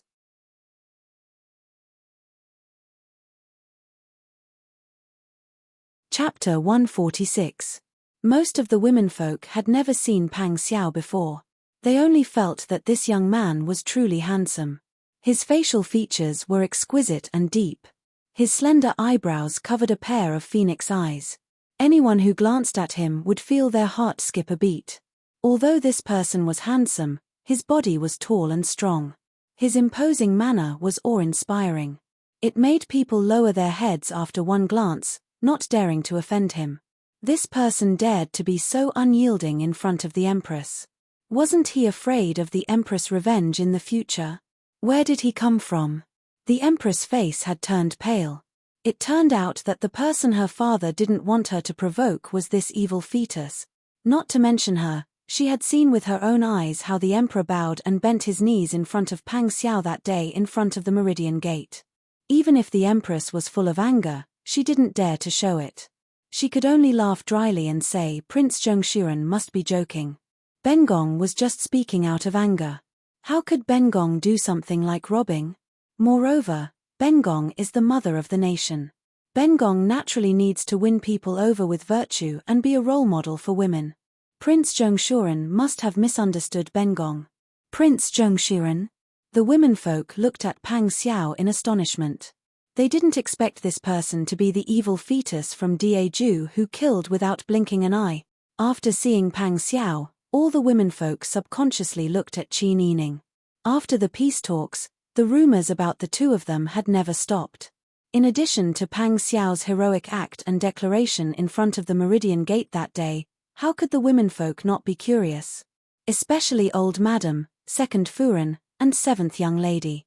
They imagined that this person must be a northern man who drank raw meat and drank blood. He must have a face full of whiskers, a body as strong as an ox, a voice as loud as a bell, and a fierce gaze that could chop people up and feed them to dogs. Who knew that this person was such a handsome person?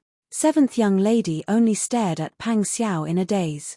Qin Yining frowned and glared at him. What was this person doing? Although the two countries had already negotiated peace, he was still Wang Yi from another country. Wasn't he afraid of stirring up trouble by confronting the Empress in such a high-profile manner? Pang Xiao was in a good mood after being glared at by Qin Yining. She smiled and said, "Since the Empress has no such intention, then forget it." The Empress blushed in embarrassment. How could she, the high and mighty Empress, respond to these words? Could it be that she was going to turn around and walk back with this group of people? Pang Xiao glanced at Qin Yining again and continued with a smile, "But since the Empress has already brought people here, this king can't refuse guests at the door, right? Why don't the Empress and everyone come in for a tour?" Hearing this, the Empress heaved a sigh of relief, and her complexion looked much better. "Since it's Wang Yi's invitation, it's not good for me to refuse." Pang Xiao stepped to the side and casually gestured for them to enter. Then she ignored the Empress and led Huzi and the people accompanying her into the courtyard. The Empress gritted her teeth and entered the courtyard with the help of the palace attendants. The womenfolk naturally followed behind the Empress. After entering the courtyard, everyone finally understood what it meant to have beautiful spring flowers and trees, and what it meant to truly be like a celestial palace and not like the mortal world. Not to mention the exotic flowers and grasses in the courtyard, even the commonly seen peach blossoms and apricot flowers were planted in picturesque disorder. From afar, it looked like a patch of dark red clouds. The bamboo curtains under the carved corridors and buildings were covered with light green muslin and were hidden among the flowers and trees. Several red-crowned cranes were playing and dancing, adding a bit of celestial aura to the courtyard. The Empress felt her face burning. After entering this courtyard, her face had been trampled under her feet. Compared to Ning Garden, Chang Chunyuan was nothing to look at. She had been so smug and flattered the entire way.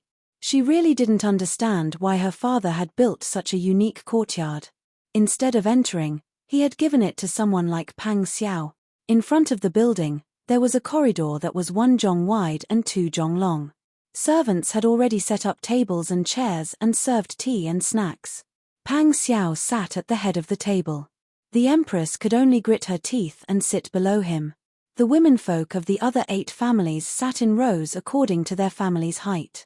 The old matriarch of the family Qin, who had a complicated relationship with Pang Xiao, was pushed to the area opposite the Empress. The old matriarch sat at the front, followed by the Sun Clan and Second Furen, followed by Qin Yining and Seventh Xiajie. Pang Xiao lazily poured himself a drink and didn't have any intention of paying attention to the womenfolk sitting there. However, the Empress was a guest and couldn't overstep her boundaries. The Empress finally realized that agreeing to come in was asking for humiliation. Pang Xiao was clearly using this opportunity to slap her face in front of everyone, but she couldn't do anything about it. How many years had it been? The Empress had never been wronged like this. If the Emperor was here, she would have already thrown herself into his arms and cried. Right now, she could only endure it. Pang Xiao's attitude of neglecting the Empress, other than the Empress's own family, everyone else was secretly pleased. These womenfolk of the noble families were respectful to the Empress on the surface and even flattered her. However, who didn't secretly curse her as the demon Empress that brought chaos to the country? Relying on the Emperor's support, the demon Empress had harmed many loyal officials. If it wasn't for this demon, the Dian dynasty wouldn't have fallen to its current state. When the womenfolk looked at the rumored murderous little Wang Yi again, they felt that he was much more pleasing to the eye. Also, he was a rarely seen handsome man. The private seats are boring. Madams and misses, feel free to sit. Pang Xiao saw that these people were all sitting and waved his hand. The Empress's expression was so ugly. Who would go to the garden at this time? They didn't like the Empress, but they had to fear the Empress's ability to talk pillow talk. Pang Xiao saw that no one dared to move. The Empress's face was dark and full of grievance. He couldn't help but laugh and say, since no one wants to play, then forget it. Since the important madams and misses of the Dian dynasty are all here, you can all be witnesses for this king. The Empress and the others all looked at Pang Xiao. Qin Yining's eyebrows jumped. He had a bad feeling. Pang Xiao smiled and said, this king's new garden originally had a name, it was called Spring Painting Garden. Do you know why this king changed it to Ning Garden? Because a girl's maiden name could not be spread, even if they were all womenfolk. Most of the people present only knew the surname of the other person and their rank in the family. When they called each other, they mostly called them Second Miss Zhong, Wang Daren, and so on. Only those who were very familiar with each other knew the maiden name. Therefore, the people present did not immediately understand Pang Xiao's words. But due to the rumors between Qin Yining and Pang Xiao, everyone could guess. This king has been on the battlefield for many years. His hands have been stained with blood. His heart has long been like a boulder. He never thought that there would be a day when he would be captivated by a woman.